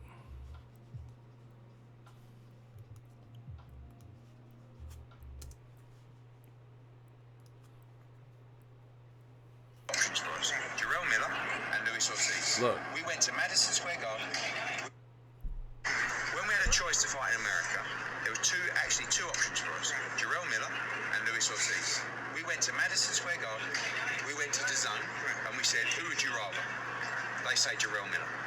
Right? We want an American, great, from Brooklyn, big mouth, great. So that's why. I feel sorry for him. He wants Wilder and Joshua. I feel sorry for him because he's fighting. The people he's fighting are horrendous. Yeah, and he's number one fighter. No, but his value is going down. Even your guy, Dillian Whyte. Dillian Whyte will fight. Dillian Whyte, not going to fight. You know he didn't get offered no $2.6 million. Luis Ortiz fighting Christian Hammer and stinking the whole arena out. Who cares about Luis Ortiz? That's why they're doing a bad job for Luis Ortiz. Luis Ortiz's value after the Wilder fight has gone to the floor.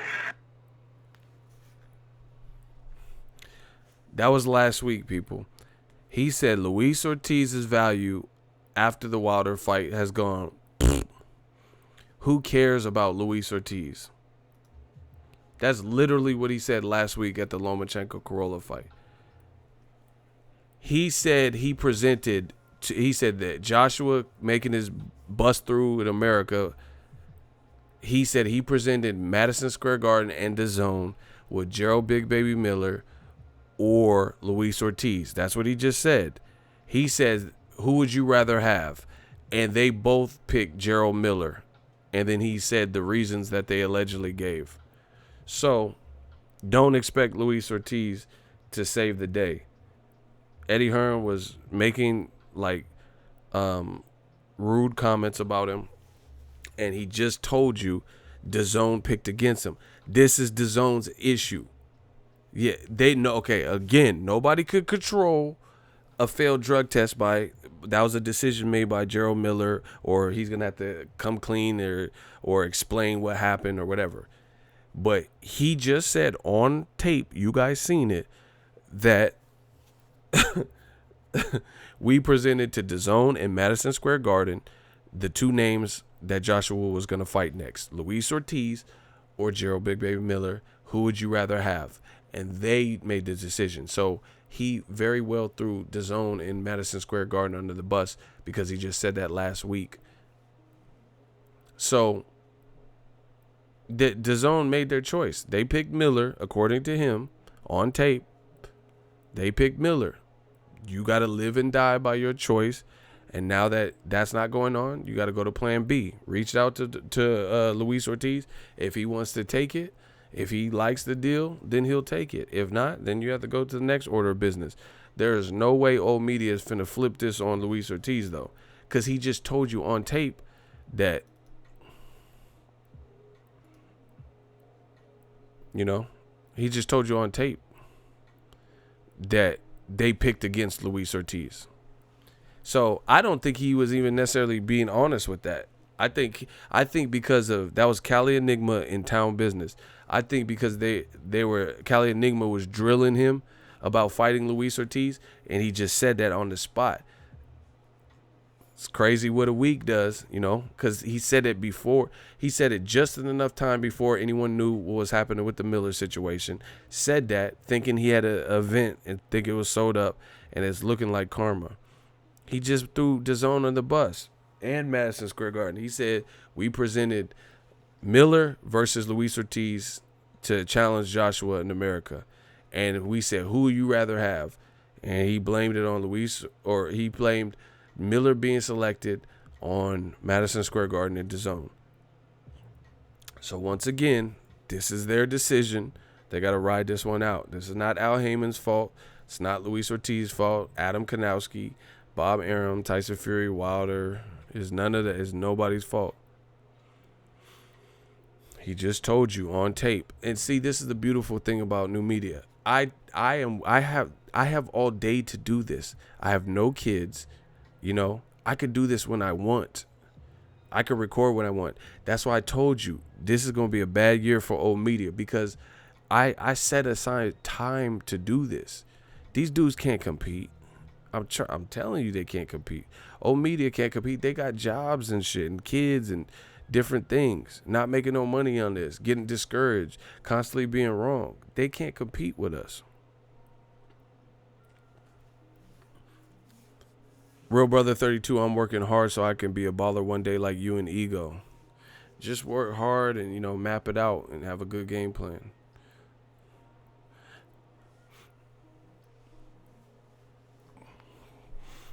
They're running out. I told you, we blocking all the exits. There's nothing that they're going to be able to do with us. Bottom line is Eddie Hearns on tape. I just showed you. Does anyone need me to play it again? Because I'm going to play it one more time. If y'all want me to play it one more time, I had it as high as possible. Does anyone need me to play it one last time?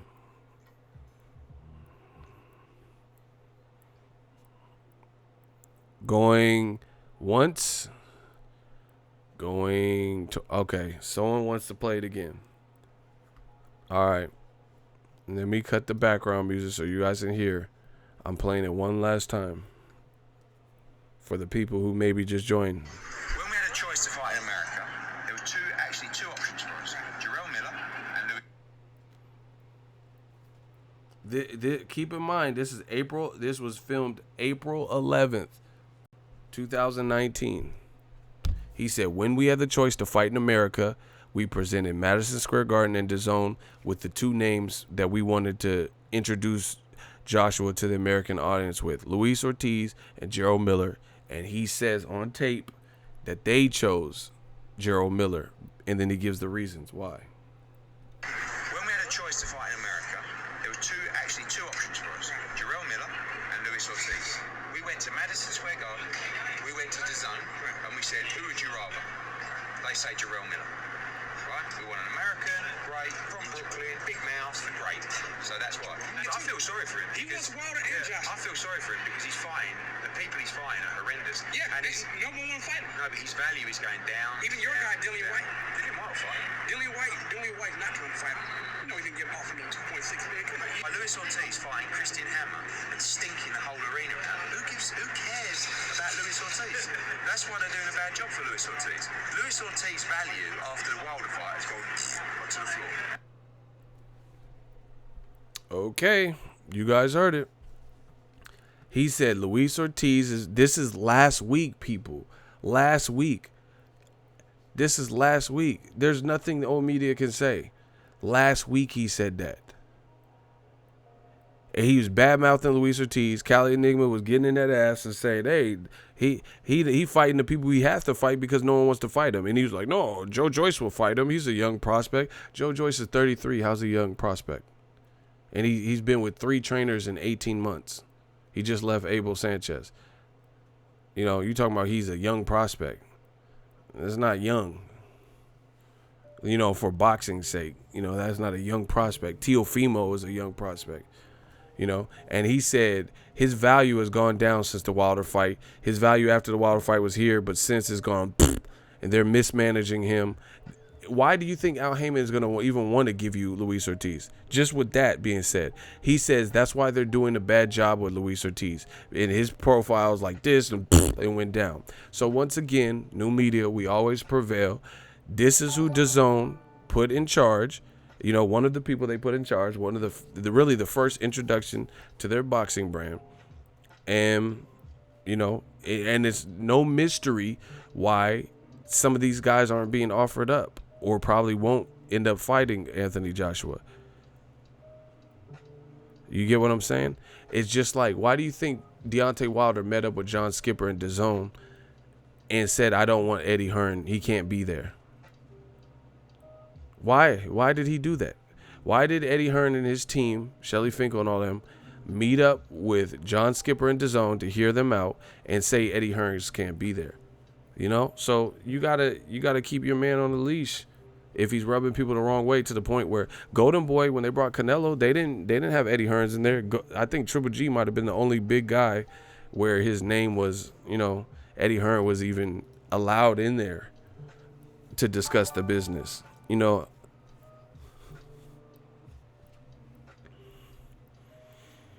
so it's just a bad look. You know, Gerald Miller really, you know, he did a number on DAZN with this one because now they're, I don't know how many things I have to get right for you guys to believe me. I just don't see it being a legendary name that everyone's going to be happy with. I really don't. Shout out to Ron C. I know exactly what you're talking about, that song.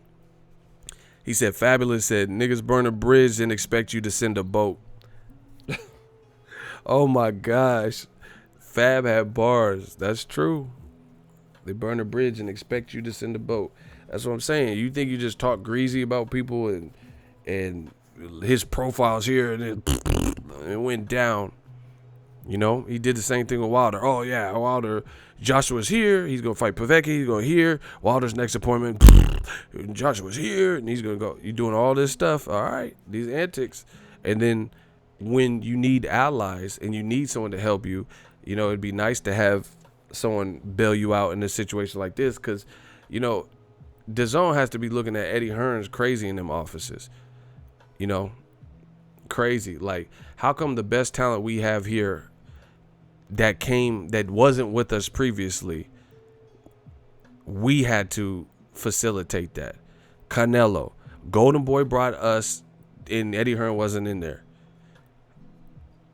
And then Triple G wasn't brought over by Eddie Hearn. He never managed Triple G.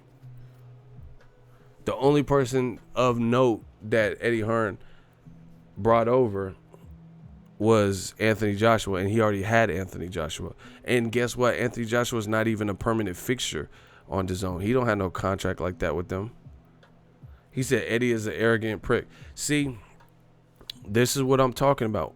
Remember when Bob Arum says Bob Arum is listen, I don't always agree with Bob Arum, but I respect the business, the hustle, It takes something to be in here since the 70s and still be relevant, you know, because Don King's been out for a while and he don't really have a relevant stable. Bob Arum is a G. OG Bobby Arum. He's doing, you know, record-breaking deals with ESPN. He's acquiring guys like Tyson Fury. You know, he's acquitted himself well. He finds a way, somehow, some way. Again, I don't agree with everything he says, but one thing I do agree with, he says, like Eddie Hearn, he said Eddie Hearn don't know dick about promoting in America, and that's not really the part. I mean, that I agree with that. He just said it harsh. He doesn't understand the American market. But another thing he said is Eddie Hearn like to do all these interviews and play games and shit like that. That's what he said to I think it was World Boxing News. He did an interview I made a video about all this. You get what I'm saying?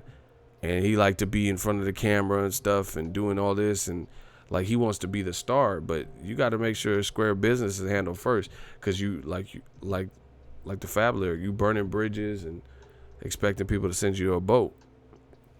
You know, you talking shit about Luis Ortiz last week. You don't think he heard that? You know what I'm saying? And then now you're in a bind and you got to fix it. And you got to fix it quick, I would imagine. And then guess what? Now these people you've been mentioning aren't eager to help you. You know, you just said Luis Ortiz is with Al Heyman. And you just said in that interview that I played, that's why they're doing a bad job with him. His profile has taken a major hit and is dropped to the floor. And you honestly think that's a good way to need a favor from PBC just the very next week? Shout out to London, UK, Mr. Smooth. Appreciate you. The other thing is this. That's why even if you are going to do this, even if you are going to do these things, make sure you're self-sufficient. Like Al Heyman, it's funny because Al Heyman has such a deep stable. If he did this, it wouldn't really matter because he's pretty self-contained.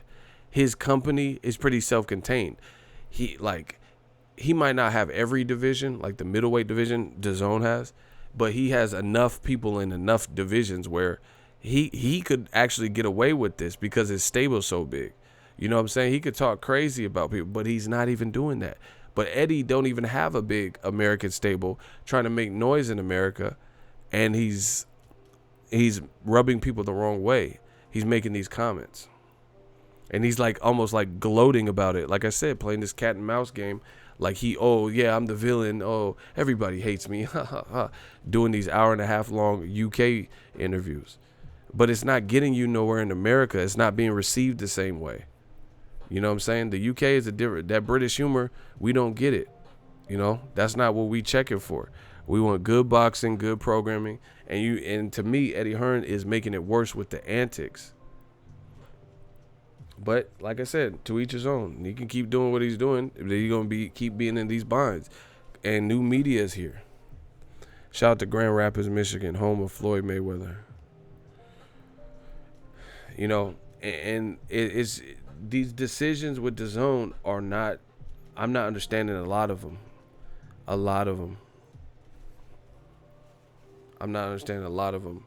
For example, why is Carlos Takam, why is he fighting Usyk in Maryland? Like, somebody explain that.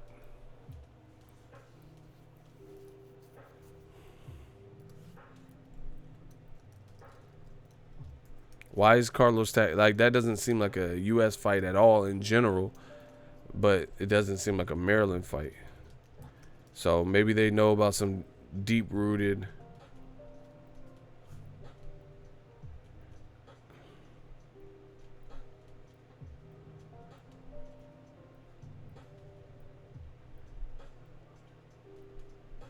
Oh, I guess maybe there are a lot of Ukrainians in Maryland.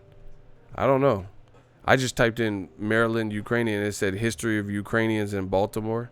I don't know. Maybe there's a lot of Ukrainians. Because I know they did put Lomachenko in there. I don't know. But either way, I don't see, this is what I'm saying. Old media keeps, there's a lot, listen, there's a difference between being a good fighter and being pound for pound. There's a difference between being a good fighter and being a massively popular fighter, right?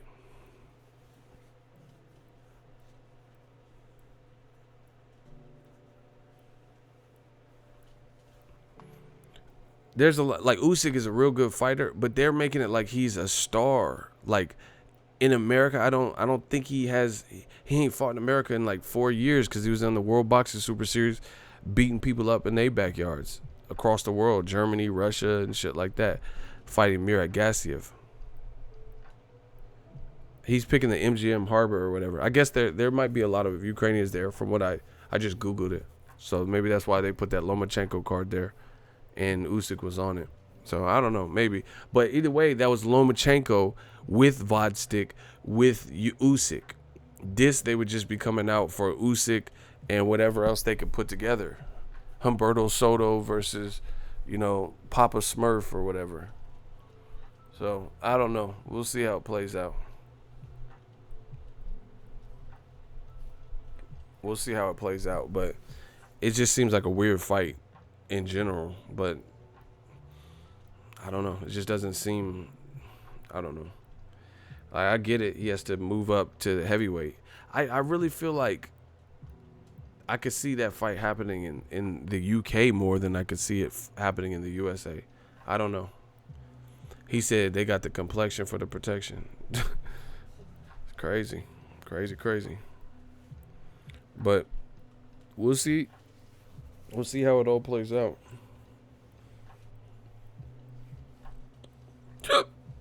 Usyk has no relevance in the U.S. because the weight class he came from, cruiserweight ain't been jumping like that. But I don't know, just weird. Like, okay, May. This is what May consists of. In May, hold on. This is what I'm talking about.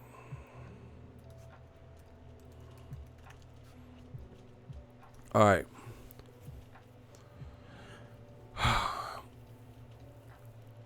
May, you have Canelo Jacobs, May 4th. May 11th, you have Jared Hurd versus Julian Williams. And that's May 11th. And Jared Hurd is a champion, a unified champion, exciting fighter, fighting his mandatory Julian Williams. And he's from the DMV, like literally from that area. And he's fighting in like Fairfax, Virginia. Then the next week after that, you have Deontay Wilder versus Dominic Breazeale, his mandatory in New York, May 11th, right? And then the week after that, you got Usyk. So it's like the East Coast is getting hella fights, and the one to close the month off is the weakest. You get what I'm saying? Like, okay, you got Canelo and Jacobs on the West Coast, and then you have Julian J. Rock Williams versus a guy who's from that area, from Baltimore or Maryland or whatever, in Hurd. And then after that, you got Wilder, who's his star power keeps growing, and then you have Usyk versus Takam. So you're at the tail end of that, like, you know what I'm saying? So to me, the timing seems a bit weird because, like, there's two other really good fights in that kind of area. I feel like not everyone's going to go to all three of them. That's going to be like, even media, that's a big ask to try to go to Vegas for the Box Fan Expo, then fly back to Cali, then go to the Hurd fight, then fly back to Cali, then go to the Wilder fight, and then fly back to Cali, and then go back to Usyk, But even the guys who live in, like, let's say New York, are they going to drive down for, maybe come to Vegas for the Canelo fight, and then go to the Wilder fight, the Hurd fight, and the Carlos Takam Usyk fight? That's just a lot of fights in a concentrated period of time on the East Coast. So, and yours is at the tail end, and it happens to be probably the least desired match. Again, I get it. He's moving up to heavyweight. He wants to fill out the division first. But I'm just saying that I don't think Usyk has really he ain't fought in America since Like for 4 years since the World Boxing Super Series. So, I don't know. We'll have to see how it plays out. But that's a lot of fights on the East Coast and just in general for the month of May. And in my honest opinion, Usyk versus Takam is, if I had to miss one, that would be the one I would miss out of all those. Canelo Jacobs, Wilder, Brazil, Hearn. You get what I'm saying? And then the other thing going against it is PBC almost always does a better job than their competitors on the undercards. And having other PBC fighters show up. Tank, you don't think Tank's gonna be there when he live in Baltimore? You don't think he's gonna be at the Herd shit? You know, you don't think no PBC fighter's gonna go to the Wilder Brazil fight in the Barclay? You know, it's just always pretty lit. But I don't know. Like, I'm not even trying to, like, me, I don't have sides and all that. I don't care whose event, I'll cover it. But to be honest, when I cover PBC fights, I get the most work, like in terms of interviews. I covered the Spence fight, and I got Vander Holyfield, and like, you get Spence and Mikey, and it's just, there's just more people. I got Adrian Broner, because it's like their events, people just come out just for the events and shit. You get Richard Schaefer. Sometimes these other promotions you don't really get much because it's really just whoever's on the card, and then there are people sometimes, if Abel Sanchez is training a fighter, Robert Garcia, stuff like that. But the PBC guys actually come to the events, so you can usually get some shit.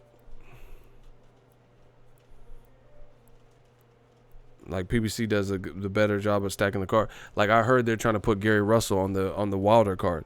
That's good. Gary Russell, I don't think I ever covered one of his fights live. So I've been wanting to see him. I fuck with Gary Russell. I like it. I like his craft. So if they put him on the card, that's dope. That's just something else for me to watch. But who's going to be the chief support for Usyk versus Takam? And another thing is kind of weird with DAZN that I've noticed. For the most part, I feel like DAZN rematch room, they're putting together their own cards. And then Golden Boy's kind of putting together their own cards. Like, you know what I'm saying? I never see, like, we haven't seen, like, Ryan Garcia go fight on a non-Golden Boy card and go fight on Joshua's card. I wonder if they're going to do stuff like that. For the most part, you're seeing Golden Boy put together, like David Lemieux was supposed to fight John Ryder. Golden Boy put that fight on. Canelo Jacobs. Of course, Jacobs is a Eddie Hearns fighter, but it's really a Golden Boy promotion. I'm talking about, like I said, like a Ryan Garcia going to fight on the Anthony Joshua card. Usyk fighting on Machado card, or Machado, something like that. I haven't really seen that. So I think they should work on trying to stack the cards a little bit with DAZN, with whatever they have.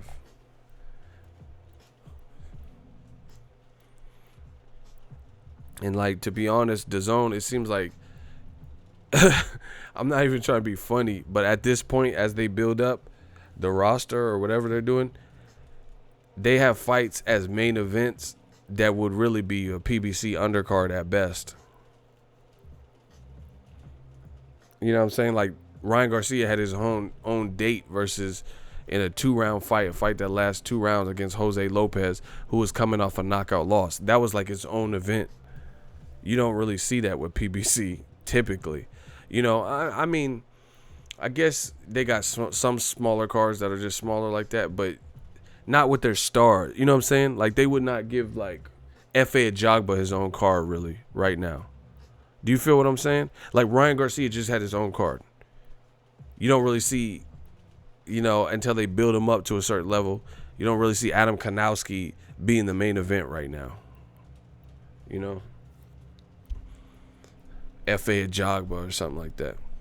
You don't see Joey Spencer headlining yet. Like, they're kind of, it's like they build it. They build to it. But DAZN, it's like Gary Corcoran and Liam Smith and Caleb Johnson, like they'll be the main event. Like, damn, that's your main event? Like, damn.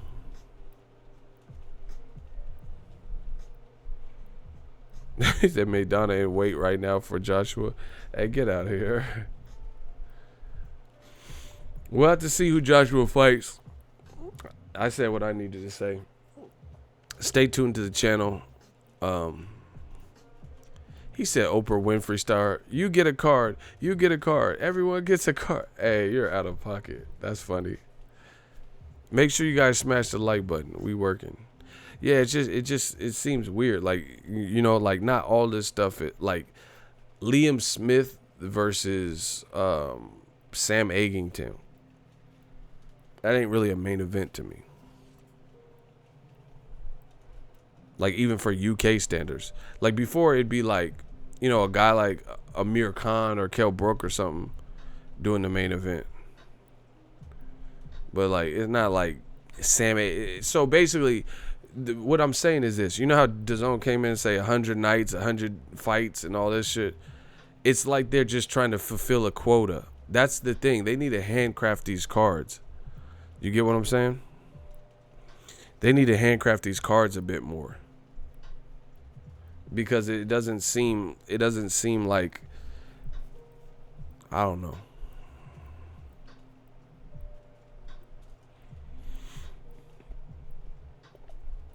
We just have to see what they do. I don't know. I don't know what Joshua's going to do.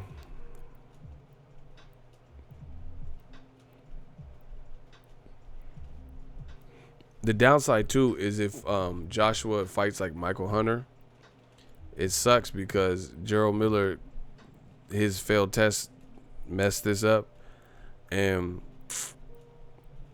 if Joshua doesn't look, if he looks like he looked in the Tackham fight, he's going to be judged off that. You know, oh shit, so fight Gerald Miller really did Joshua greasy by not being able to compete, because you know how boxing goes. Okay, if Michael Hunter, who's a former cruiserweight, if he comes in there and he's tricky enough, like a Carlos Tackham, and he's just making Joshua look like lackluster, like Carlos Tackham, where it just was like he's winning, but it's not, you know, it's not really his best performance, then that's gonna hurt Joshua. All people gotta understand this. All these types of mishaps, stuff like this is hurting Joshua's power. Meanwhile, Wilder has the opportunity, as long as his fight goes through, and if he can win in spectacular fashion, then he has the power to keep growing. You know, he has the power to keep growing. Joshua's already taken some hits promotionally or profile wise. You know, so we'll have to see how this plays out.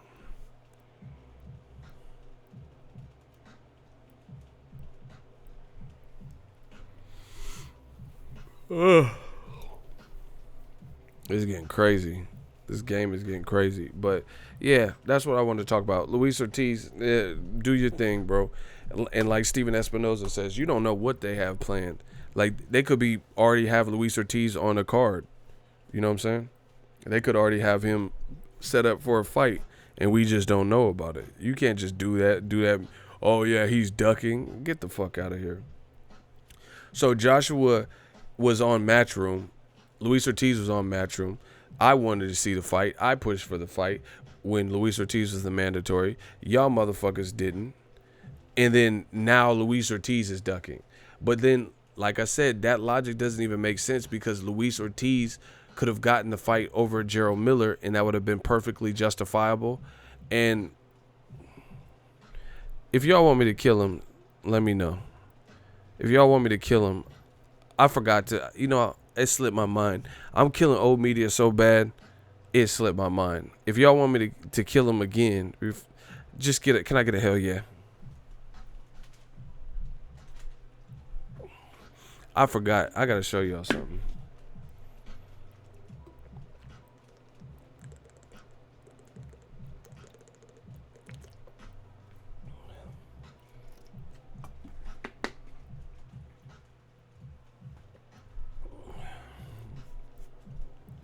Watch this.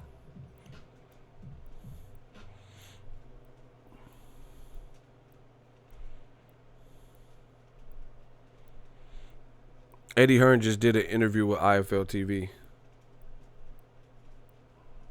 Watch this.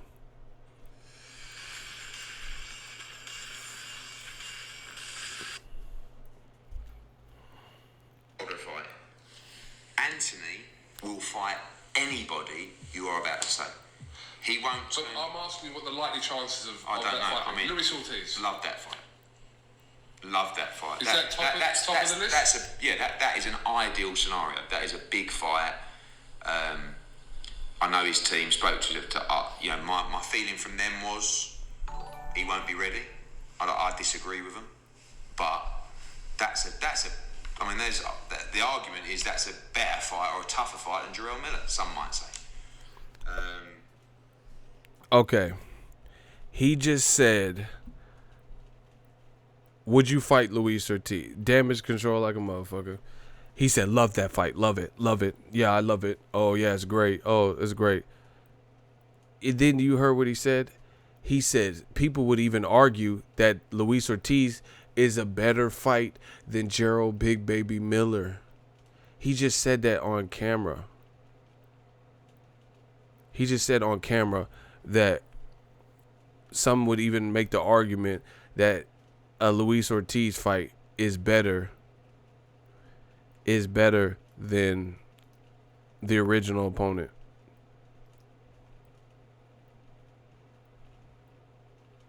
Wow.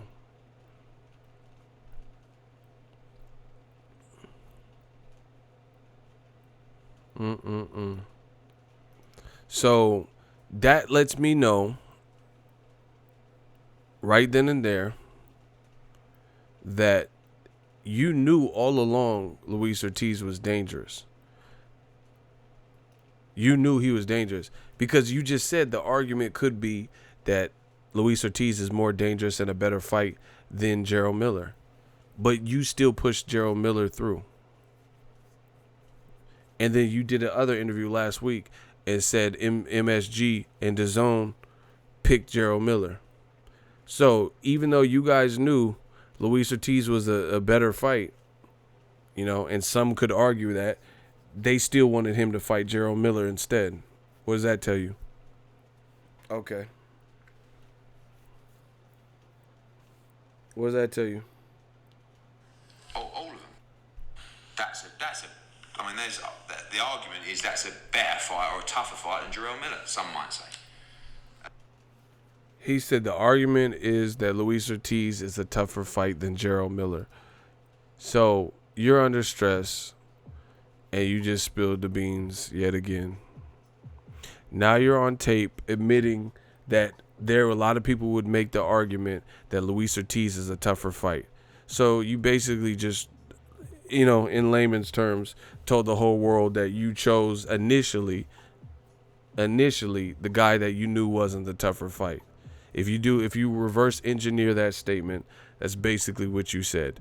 You said there's a lot of people that would even, make the argument that Luis Ortiz is a tougher. Because I would never say, like, if we're talking about like Mike Tyson versus Alfalfa, I would never say, there's a lot of people that would make the argument that Alfalfa is a tougher fight than Mike Tyson. You would never say that.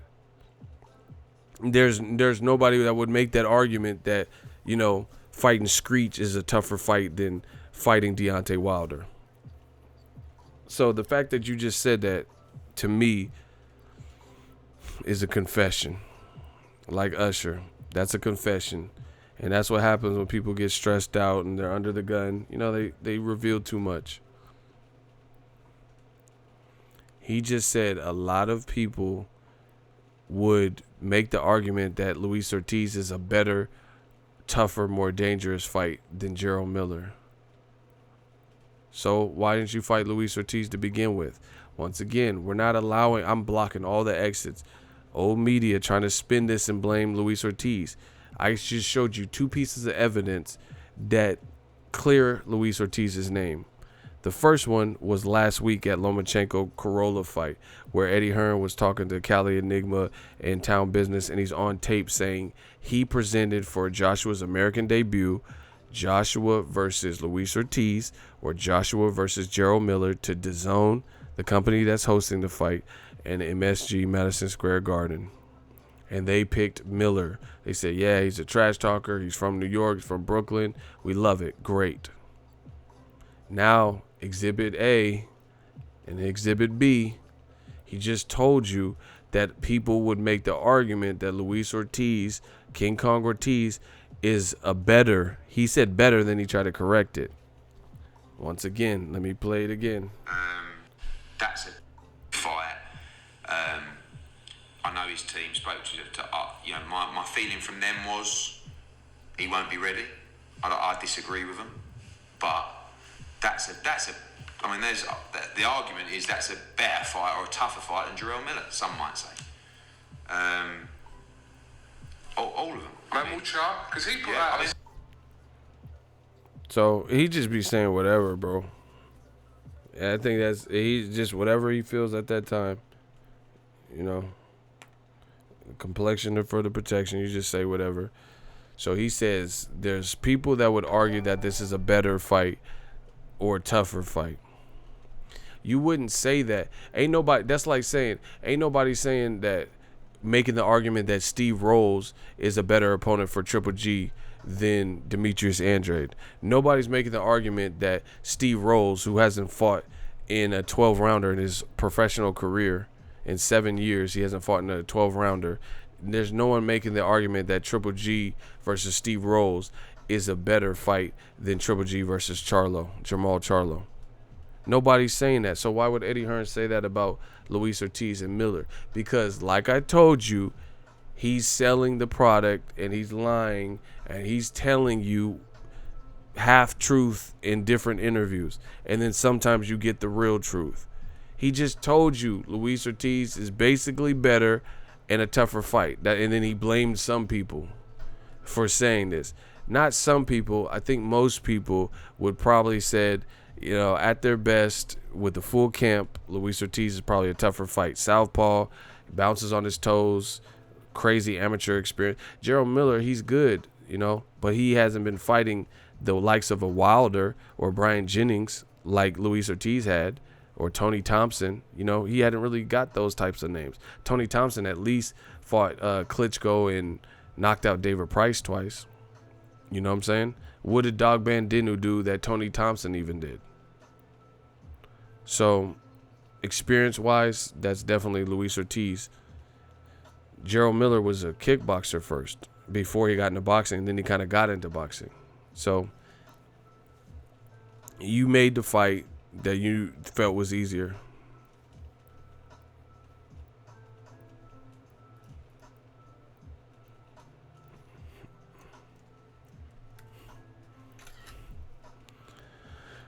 Oh, man. New media. Full camp Ortiz would give AJ problem. That's what I'm saying. Why should Luis Ortiz have half a camp? You know, a rushed camp to help. So, like, just that's what I said. I'm a person of principle. So all this time Luis Ortiz said, come out of hiding. Joshua's a P word. Joshua's a chicken. Joshua's this. Joshua's that. Joshua don't want to fight nobody. He been saying this for a long time. You didn't look his way. You didn't throw him the rock. You didn't pass him the rock. You didn't send him a reasonable contract. In fact, just like Cali Enigma said to Eddie Hearn, he's like, what about Dillian Whyte? He's like, Dillian Whyte. He's like, why? You know, why? Put it this way. We talking about half camps and stuff. Let's see if Eddie Hearn puts Dillian Whyte, Luis Ortiz. They keep saying that Luis Ortiz is an option. So let's see. Dillian Whyte, we're going to find out shortly. Dillian Whyte is fighting in July. Let's see if Dillian Whyte's next fight is Luis Ortiz. Because we have Eddie Hearn. That's what I'm saying, bro. It's getting ugly. I don't know what I can, like, I don't know what. Look. We made a choice to fight in America. There were two options for us. Jarrell Miller and Luis Ortiz. We went to Madison Square Garden. We went to DAZN, and we said, who would you rather? They say Jarrell Miller. Right? We want an American, great, from Brooklyn, big mouth, great. So that's why. I feel sorry for him. He was Wilder and Joshua. I feel sorry for him because he's fighting the people he's fighting are horrendous. Yeah, and he's number one fighter. no, but his value is going down. Even your guy, Dillian Whyte. Dillian Whyte will fight. Dillian Whyte's not going to fight him. You know he didn't get offered no 2.6 million. Come on. Luis Ortiz fighting Christian Ham. See, and y'all motherfuckers was like, oh, Eddie's schooling you. He just said Dillian Whyte will fight him. Okay, so let's consider, if we don't get the announcement that Luis Ortiz is fighting Joshua, which I don't think we will, then let's just move on to the next order of business. Let's see. Joshua has his own fight. You know, he's going to have to replace it with whoever. Let's see if Eddie Hearn makes Luis Ortiz versus Dillian Whyte. Two people with full camps, great fight. We have you on tape saying Dillian Whyte will fight Luis Ortiz. Great. Dillian Whyte has talked about fighting Luis Ortiz.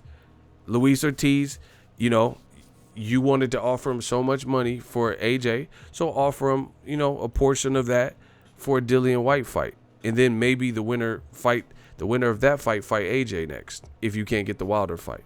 Sounds great. So, once again, you guys can keep believing whatever you want. I told you, listen, I've said this before. This is why new media doesn't lose. We're true boxing fans. We're giving you facts, telling you the truth, and we win either way. Either I'm going to be right or you're going to call my bluff and make Dillian Whyte versus Luis King Kong Ortiz.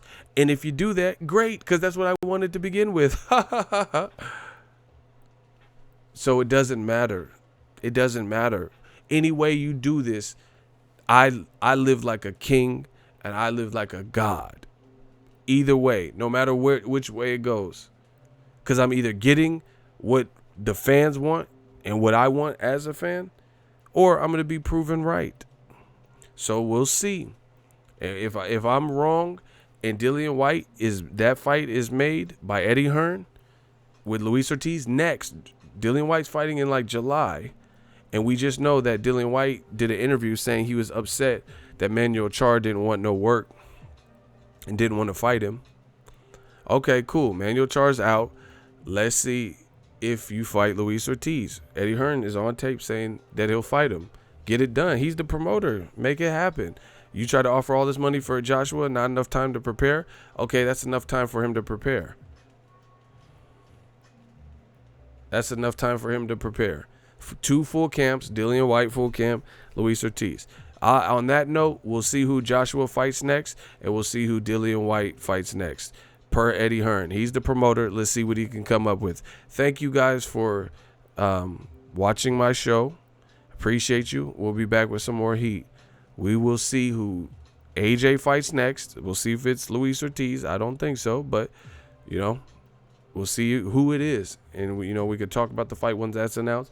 And if he doesn't fight Luis Ortiz, let's see if Dillian Whyte fights him next, since Eddie Hearn's on camera. Thank you guys for coming out. God bless. Good.